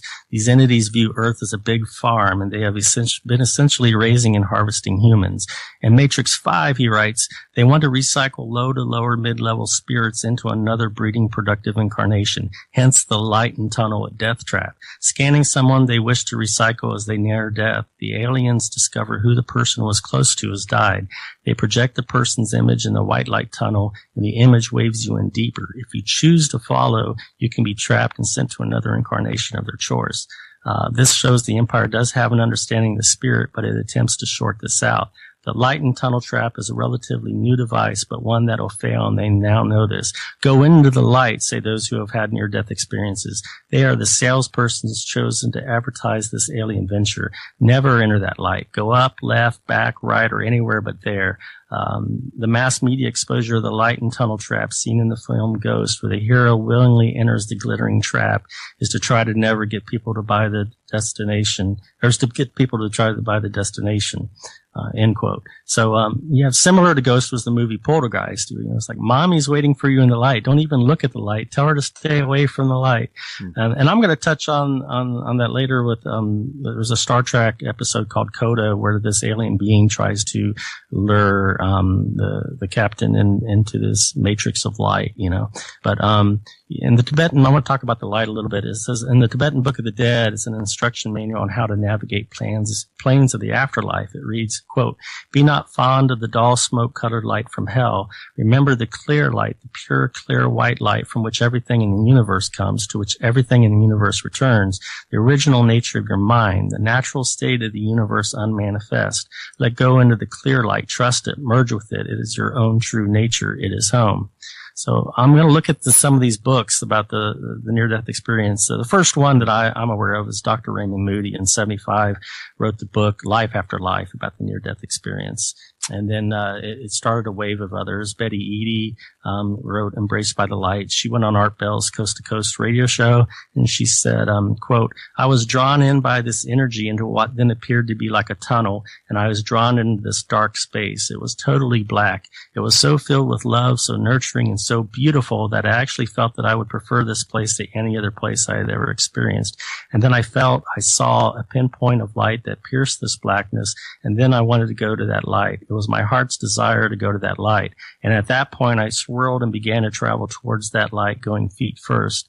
This is when I noticed that I had a spiritual body, because I could see then that I had feet and they were out in front of me, but they were of a different kind." Again, she comments about the darkness, quote, "Now, normally that would have really panicked me. It was the love that held me there and the love that comforted me. It was the most beautiful place I'd ever been. It was the most wonderful that I ever been. I cannot overemphasize the beauty of that darkness." no pain. It was just beautiful. It was though my body and my spiritual self was going through a healing, a transformation, because everything of the earth dissolved away from me, and I was filled with this tremendous love, like being held.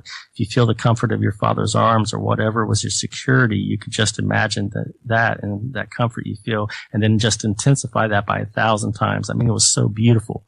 But the beauty was yet to be experienced, and that was the beauty of following the light. After that light pierced the darkness, which began as a pinpoint of light, just a speck of light, enough to attract my attention. And I knew, Art, that anyone in this dark space with me, any one of us that we saw the light and we so desired, we could all turn and go towards that light.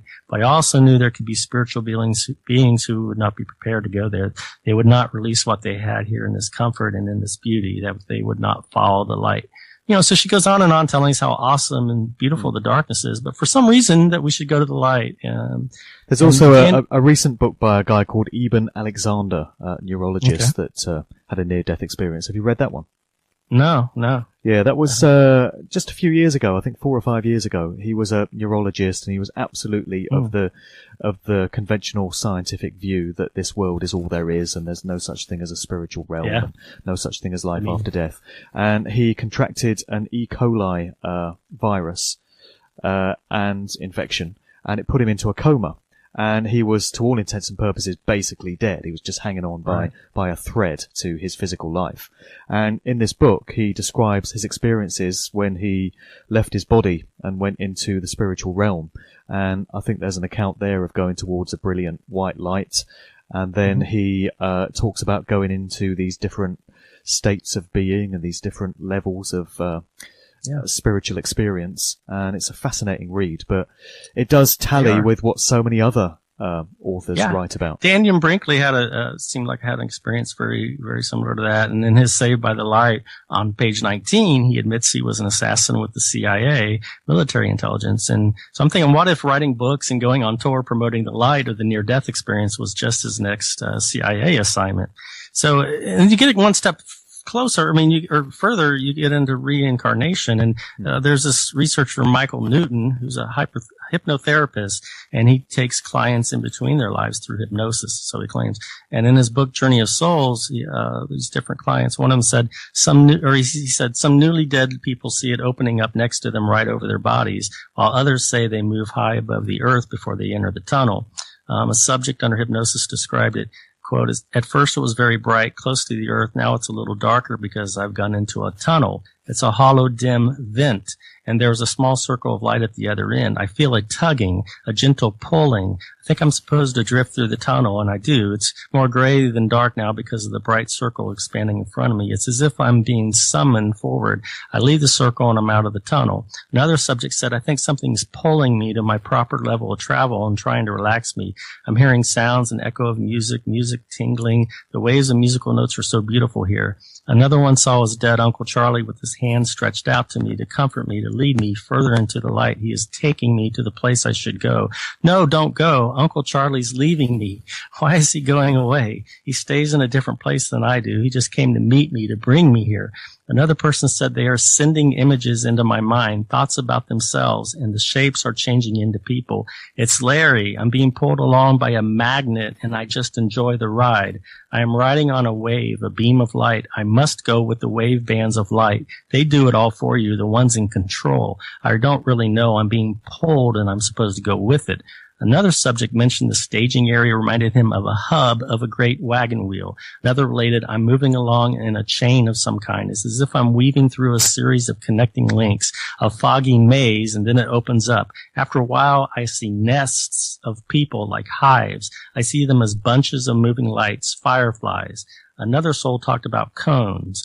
Well, cones do assist us. It's shaped to go around us, It's cylindrical, very bright. It's above and all around us. The cone is wide at the top and small at the bottom, so it fits all over all of us. And Dr. Newton says, I wonder if this cone is brainwashing your original thoughts. And he goes, we aren't brainwashed. Another client reported some of us have to be given a push when they think we're ready again after some more indoctrination. Dr. Newton says, indoctrination, this makes me think of coercion. He's like, it's not that way at all. In his second book, Destiny of Souls, Dr. Newton reports on a subject who describes souls being in pods, and another subject claimed to be sort of a nurse in the spirit world who describes souls in honeycomb cells being incubated in an incubator before being born. So there you go. You have this notion of pods, like in the Matrix movie. There's so many movies that The Alien television movies. shows that were Avatar's one of them, the Stargate television series. It just goes on and on with how many pods, and all these products on the market that deal with pods. Go ahead. Sorry. Any suggestions as to who or what the malevolent force that's controlling things might be then, and what their ultimate intention might be? Are we talking what many researchers would term archons or Anunnaki? Do you think they're all the same They have many expressions names, for the yeah. same force? And the archons is one that's interesting to me because it comes from the Gnostic texts, the ones that were not included in the Bible. And the researcher John Lash has talked a lot about it and probably popularized the term. And he's adamant that they are not our rulers. They're mind parasites. And they were featured in the pilot for the original Star Trek series called The Cage. And they later had an episode named Return of the Archons. And they looked like the little gray aliens. They were short and had bulbous heads. They had these silver little costumes on, but they created illusions for the human mind. And I'll get into it later in the movie section. But the Archons... Sorry, do you think that's who we might be dealing with here then? Yeah. The Archons, and they are acontic or parasitic ticks. That's where we get the tick suffix in the words like plasmatic and magnetic and genetic. Yeah, politics, lunatic, plastic, cybernetic, neurotic, patriotic, narcotic, idiotic, politics, cybernetic, linguistic. There's just a bunch of them. And so I think the aliens are ticks. They feed off our energy. We're food of the gods, as so to say. Yeah. So like you have these human beings that were placed on this plant in the Garden of Eden. And people is a pun for a pea pole. Peas are beans, and they do grow on a pea pole in pods. It's very interesting that so many of these programs do depict the humans living in pods and living a simulated life. And of course, there are all these game pods and iPods and podcasts. And as kids were said to be raised, much like crops are, and semen's often referred to as seed. And if someone is our ancestor, they are said to be from our seed. So why are we called a human? It's because we have different races or hues. According to the Dictionary of Ancient Deities, Hu, H-U, was an Egyptian stellar, quote, god of sense of taste and also the divine food on which gods and mortals feed. And he appears at the creation in the boat of the sun. Later, he appears at the judgment of the dead. So, I wonder what was on his menu. I mean, every time a new fetus is created, do they say, feed us? I mean, it's all dream theater. It's the theater for the eater. So we were placed on this planet Earth in a secret garden by a constant gardener. And then the farmer rides on his reaper to sow the crops. We're all familiar with the grim reaper who's said to come to harvest your soul at death. So yeah, I do think they are the Archons and whatever name you want to give to them, that they are somehow feeding off our energy like a source. And then I do believe the soul's getting lured to the moon and then eventually to the sun to be recycled. I mean, hearing this is going to be a horrific thing for many people to take on board. Yeah. But that's why you have to remember it's just a game. It's all games. Well, yeah, it's all a game, and we're the co-creators of the reality that we experience, as so many researchers have pointed out. And this is also the basis of... We're directing the movie. We're starring in the movie. We're co-authors. This is the basis of so many ancient religions, and this is what gurus and sages and shaman have understood throughout the ages. But what would you say is the solution then? If we understand that this is what might be happening to our souls after death, having figured this out, what are our options for doing anything about it? Well, first of all, we have to educate other people, and I mean, you have to expose the problem first. And yeah, it's ugly to look at or whatnot, but it is just a game.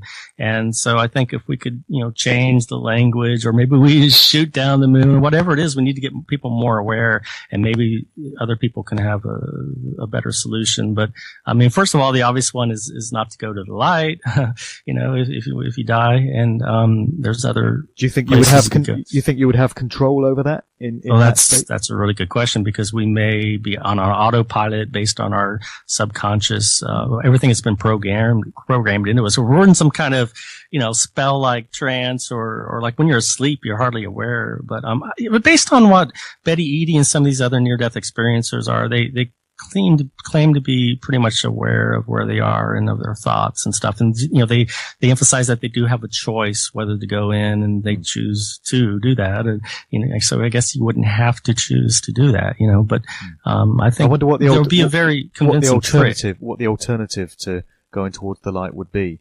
Would you be in a state of limbo in sort of, you could be running around like a ghost, I guess. Yeah. But no, I mean, I've got some different solutions that I've outlined on the site, and one of them is to use resolve or your willpower or our free will. Like games are bound by their resolution, graphic resolution. So you could use free will as a resolution or resolve to win and resolve the puzzle. So or you can go inside of ourselves. If it's an upside down, inside out world, the way out is in. Space could be infinitely small inside of us as it is in outer space. You have a solution, SOL. So the sun may be a stargate. I mean, the sun is a star. Sunspots are said to have another sunspot on the exact opposite of the sun. So, there's a lot of different solutions. You could go inside the earth. If they tell us the heaven's up and hell is down, then maybe the opposite is true. So, tunneling down inside the earth could be considered traveling through a wormhole. There's a black hole at the center of the galaxy, the galactic center of the central sun. And this could be a white hole on the other side. And this could be like the yang to this yin, which would be positive. So you become whole by going through the hole. You've got Sirius. By the very name, it must be serious important because it was to the ancient Egyptians. And one of the shafts in the Great Pyramid of Giza, Egypt, is aligned with Sirius. And the pharaohs were believed to travel there after their death to be with the gods. Dissolution or dissolution. This is a sort of spiritual death where you dissolve. You refuse to engage your mind or consciousness with anything because it's all just projections of the mind, phantoms or illusions. You stop feeding the machine. I mean, if you want the game to stop, just stop playing the game. It could result in a nirvana. Like in the movie War Games, the only way to win is not to play the game. We are trapped in a prison here of duality, and emotions are harvested. So the only way to end the game is not to react to it or play the game.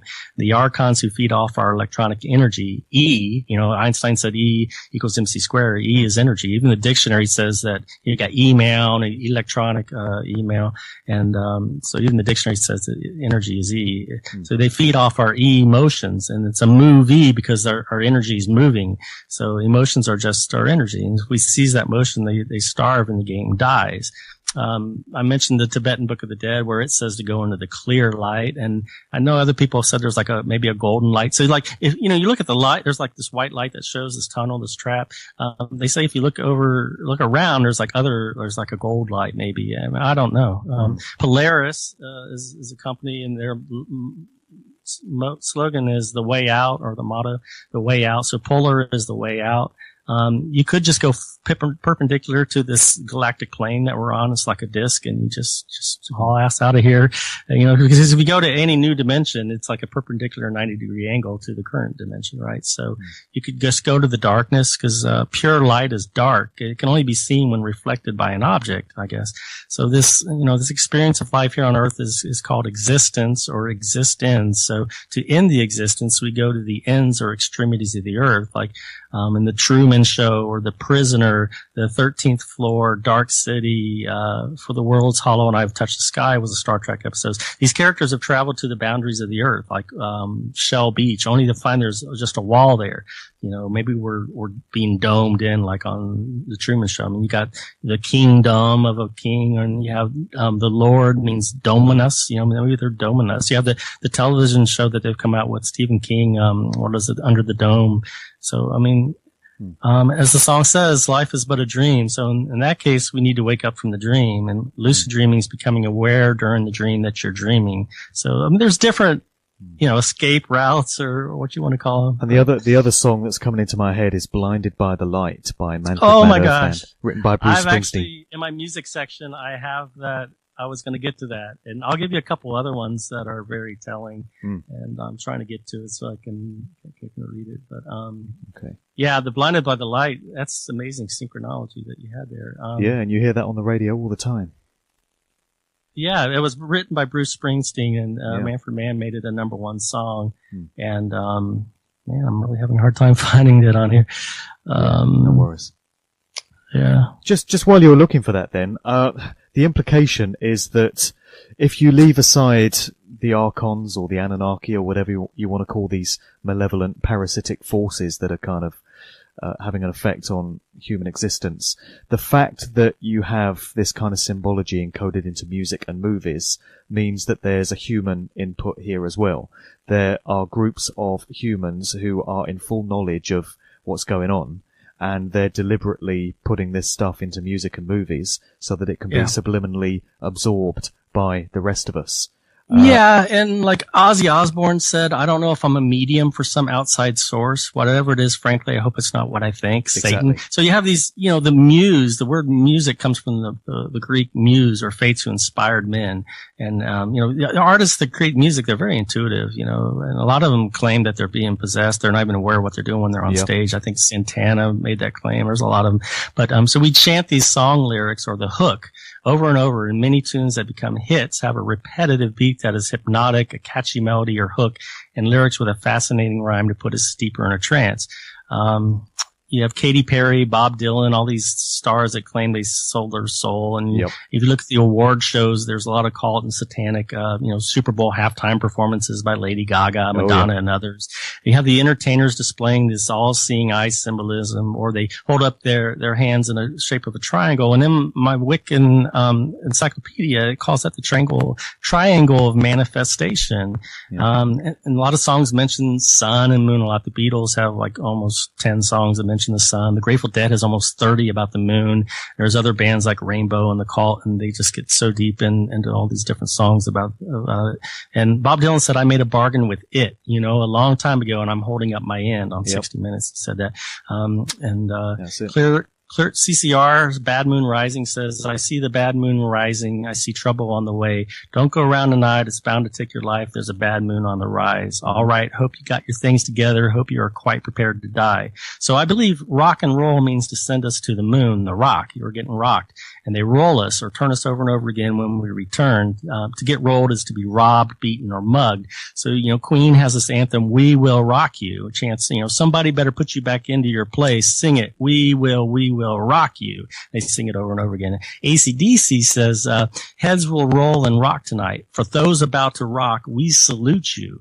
I mean, they're saluting somebody who's dying. I mean, they got a 21 gun salute in the song where they fire a cannon, and it says, we're just a battery for hire with a guitar fire ready and aimed at you. Pick up your balls and load up your cannon for a 21 gun salute. For those about to rock, fire, we salute you. April Wine has a song that she's a roller, a high roller baby, and then they sing bye, bye, bye, bye, bye, bye over and over. Florida Georgia Line with Luke Bryan had a #1 song called This Is How We Roll, This Is How We Do. We're burning down the night, shooting bullets at the moon, baby, this is how we roll. Here we go. Blinded by the Light, written by Bruce Springsteen, #1 song for Man's Earth Band. I wasn't going to do maybe necessarily, there's so many lyrics, but, he says, with a boulder on my shoulder, feeling kind of older, I tripped the merry-go-round. With this unpleasant sneezing and wheezing, the calliope crashed to the ground. Some all-hot half-shot was heading for the hot spot, snapping his fingers and clapping his hands. Save the buckshot, turn up the band. The chorus goes, he was blinded by the light, revved up like a deuce. Deuce is a name for the devil. Another runner in the night, blinded by the light. Some brimstone baritone anticyclone rolling stone preacher from the east says dethrone the dictaphone, hit it in his funny bone. That's where they expect at least. Some new mown chaperone was standing in the corner all watching the young girls dance, and some fresh sown moonstone was messing with his frozen zone to remind him of the feeling of romance. They repeat the chorus. Little early pearly came by in her curly whirly and asked me if I needed a ride. Well, I jumped up, turned around, spit in the air, fell on the ground, and asked him which was the way back home. He said, take a right at the light, keep going straight until night. Reminds me of Peter Pan. And then you're on your own. Now in Zanzibar, a shooting star was riding in a sidecar humming a lunar tune. Yes, and the avatar said, blow the bar, but first remove the cookie jar. We're going to teach these boys to laugh too soon. And some kidnapped handicap was complaining he caught the clap from some mousetrap he bought last night. Well, I unsnapped his skull cap, and between his ears I saw a gap and figured he'd be all right. He was blinded by the light, cut loose like a deuce, another runner in the night. Mama always told me not to look into the sights of the sun. But, oh, mama, that's where the fun is. I was blinded. And they talk about make it through the night.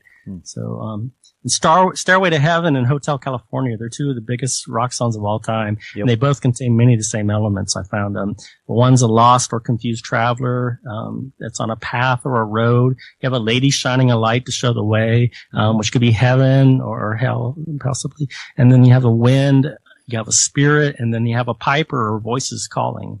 Pink Floyd's Dark Side of the Moon seems to recap our lives, as it starts with a heartbeat at the very beginning and Speak to Me, and which leads to the song Breathe, and it goes on to Time. And in the reprise of Breathe, they say, far away across the field, the tolling of the iron bell calls the faithful to the nearest to hear the softly spoken magic spells. And Great Gig of the Sky says, I'm not afraid of dying. And the whole album ends with Brain Damage. He says, I'll see you on the dark side of the moon. And then the eclipse. Everything under the sun is in tune, but the sun is eclipsed by the moon. And just going back to Stairway to Heaven, I think it was Robert Plant that wrote that song. And he said that he didn't know where it came from. He just kind of pulled it out of the ether. He kind of channeled that song.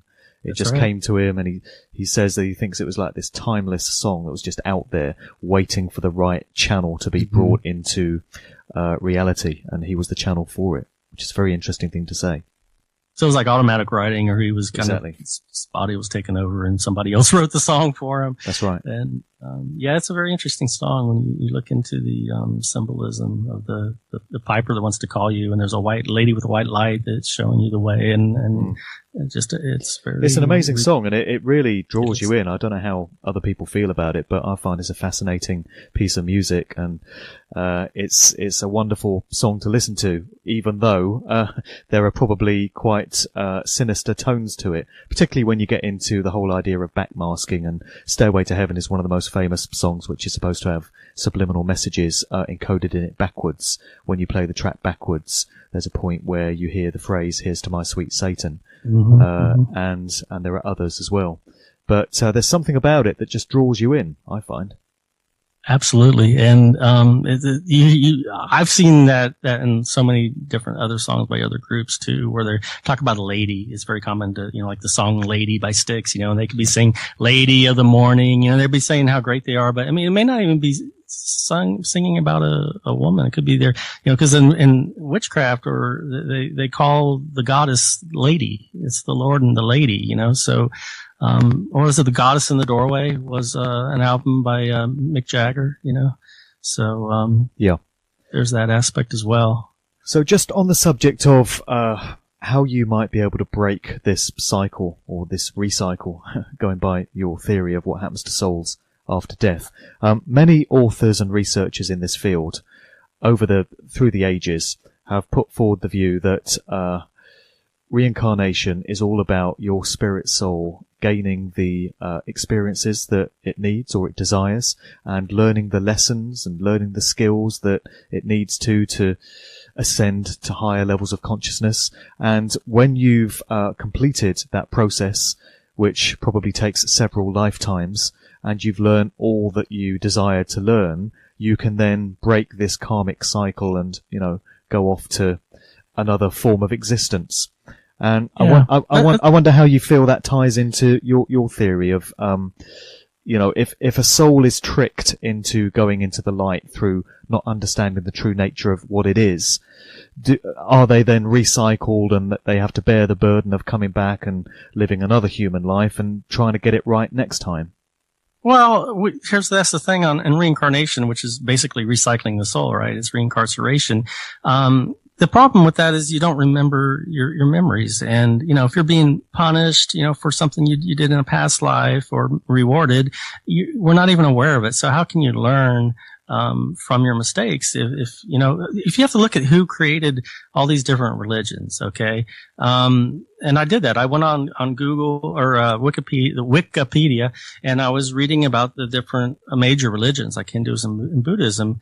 And, I found that, start with Hinduism because it's probably the earliest one. But I found that all the major religions, were given to humanity by the princes of elite royal families or nobility. In Hinduism, the teachings of Hinduism were largely based on Lord Krishna, who was a prince, the eighth son born to the princess Devaki. In the Bhagavad Gita, Krishna convinces the hero Arjuna on the battlefield why fighting the war against his own family is just. And then Buddhism was given to us by Gautama Buddha. He was born in a royal Hindu family, and according to most traditional biography, the Buddha's father and mother were King Sadananda and Queen Mahamaya. I'm not very good with pronouncing this stuff, but Buddha taught that suffering was part of life and that one should suppress desires. And then Judaism was given to us from Moses, their most important prophet, really the first 5 books of the Old Testament, the Torah, or Torah, which was said to be written by him in the 10 Commandments, which God supposedly gave him while on Mount Sinai. He was conveniently said to have been found in a reed basket in the Nile River by the princess daughter of the Pharaoh and adopted by the Egyptian royal family and raised in the court of the Pharaoh. So Moses was treated as an Egyptian prince. He was raised as one. And then you have a DreamWorks picture, which made a famous animated movie based on that name, The Prince of Egypt. Muhammad, the founder of Islam, was the son of the most noble family in Arabia and married a wealthy businesswoman from a very prominent family in an elite tribe who was given the title Princess of Quraysh. And from the United Press International, on October 10, 1986 article entitled Muslims in Buckingham Palace, it says, quote, mixed in with Queen Elizabeth's blue blood is the blood of the Muslim prophet Muhammad, according to Burke's Peerage, the genealogical guide to royalty. Brooks Baker said the British royal family is descended from Muhammad through the Arab kings of Seville who once ruled Spain. So you have, in Christianity, it was based on the life and teachings of Jesus, of course. Jesus was in the line of King David, and he was the source for the controversial books Holy Blood, Holy Grail, and the Da Vinci Code. And you know, the kings and royal families, a lot of them claim that they're descended from Jesus. So we can also see how much power the royal family had in the creation of Christianity, and the very fact that Emperor Constantine officially made it the state religion, and he was just a bloody murderer. Also, you have King James commissioning the translation of the King James Bible. There's even 2 books in the Old Testament named Kings and Kings 2. So you can see Christianity in the Bible is very much rooted in politics. And in fact, you had counselors which were to decide which books to include and exclude from the Bible, which is why a lot of those books about the archons and stuff were not included in the Bible. It's in the Dead Sea Scrolls. And so you know, if you have a small group of people with enormous wealth and power, and you want to control the masses and prevent them from revolting and taking all the gold and power from them, and you want to placate them, then what's the best way? You promise them eternal life for being good and doing good works and playing on their fears by scaring them with an eternal hell if they don't behave. It's like, you know, your parent and the kids, you know, go to your room if you don't behave, or, you know, reward you with a treat. So they're instructed to turn the other cheek and forgive others for their sins, or they'll be judged and they're told the meek shall inherit the earth. Jordan Maxwell pretty much, I'm not going to go into it. I was going to read a lot of what he said, but he's talked about how the sun was God's son and it's the light of the world and it was our savior because, at nighttime it got dark and cold and the animals would come. But if you look at the movie, or the documentary, Zeitgeist, a lot of it's the section on religion was based on what Jordan Maxwell said in his documentary, The Naked Truth. And so I'm not going to repeat it all here, but, so yeah, reincarnation, it's the recycling of souls. And so you reincarnate over and over again to learn lessons. And once all the karma's been overcome, we graduate from this earthly plane. And, but like I said, how can you be punished for something you don't remember? It just doesn't make any sense. And so why go to such extremes? I mean, there's ways, like you go to classes at university and, I don't know, it just seems like it's just too extreme when you have people dying and 100 people dying in an airplane crash, or a baby dying, childbirth or whatnot. Exactly. It doesn't seem to make sense to us on a human level, but maybe the decision was made on another level with a greater plan in mind that we just don't understand. Oh, that's very possible. But every time I read stuff like that, which I thought was the case with Journey of the Souls by Michael Newton, where he'd take people into their in-between life state and they would explain why they had to go through all the suffering. But, one of his clients, it said it took him like 450 years, or I can't remember, it was 800 years. It was just to conquer jealousy, it seems like that's not necessary. Like if you have an all-knowing, all powerful God, it seems like he would have a better way. I mean, look at what we have here on Earth, where it's all a predator-based food chain where creatures have to kill each other and eat each other just to survive. I mean, why not have it be more loving? Where, I mean, you got plants that live off photosynthesis, you know, from the light of the sun. And this is something people rarely think about, you know, just every day in nature all around the world. Just think of the death and suffering of creatures just to provide the food chain, as you say. And we think we're at the top of the food chain, but, you know, well, we like to think that, yeah. If there was indeed a benevolent entity, which a lot of people like to call God, that set this reality into place, why did it have to be done with so much horrific suffering going on a daily basis? It really what's that all about? Why does there have to be? And why can't we, you know, talk to God? I mean, why is it so hard if you got to, like, you know, pray for years and years and years, and, you know, just to speak to God? And even then you're lucky if you do, I guess. But I mean, you know, here on earth, you want to talk to your father, you just basically pick up the phone, and most times he'll pick up and you can talk to him, but not with, you know, our supposed heavenly father, you know. Well, yeah, it's all part of the puzzle of life that those of us that like to think, muse upon daily, and it's all food for thought. And so touching on that reincarnation cycle that I was talking about, and if we're going to the sun, you have this Re prefix, R-E, you know, and it comes from Ra or Re, the Egyptian sun god. You have solar rays, rays of sunshine. Ray-Ban sunglasses are very popular. So the subconscious mind has made the connection. So you have all these words that, like, redo, repeat, return, rerun, retry, react, reenact, reset, refresh, rehearse, reentry, reproduce, relive, rebirth, reborn, resurrection. Where was I going to go with this? Got so much stuff I wanted to cover. But, so like in religion, during a revival, a reverend or a mini star gives a sermon telling you you're born in sin and need to be saved from sin. Sin was like the Akkadian moon god. I think it was Akkadian. And he does a ceremony for the congregation and asks you to repent so you can be redeemed and reborn. So you give your heart and soul to the resurrected Son of God, Jesus. Then you sing Alleluia to the Almighty God or Mighty Owl God. You know, you think of Bohemian Grove and they have this 40-foot stone statue of an owl, right? Well, it's the owl god. So you pray and you say Amen or Amen, like you were saying at the end of the prayer. And yeah, it was an Egyptian, god of the moon, and he had a ram's head or a goat's head. Or Yah is one of the Egyptian moon gods. Jah was Yah in Hebrew, the Yahweh of the Bible. So, you know, we constantly say see Yah later, or, you know, we say see Yah as you depart. So you have to understand that Not, N-O-T-T, and Day are Norse gods of the night and day, which are governed by the moon and sun. So in the Lord's Prayer, we pray, lead us not into temptation. Well, are we talking about the God not, or are we, you know what I'm saying? There's a double meaning there. And you say, give us today our daily bread, you know, everything we've bred, you know, it could be children or, well, anything. So Napoleon said, religion is what keeps the poor man from murdering the rich. Okay, well, we'll have to start to wrap up here, Wayne, but it's been fascinating stuff, and it's the sort of podcast that I think people need to go back to and listen 2 or 3 times.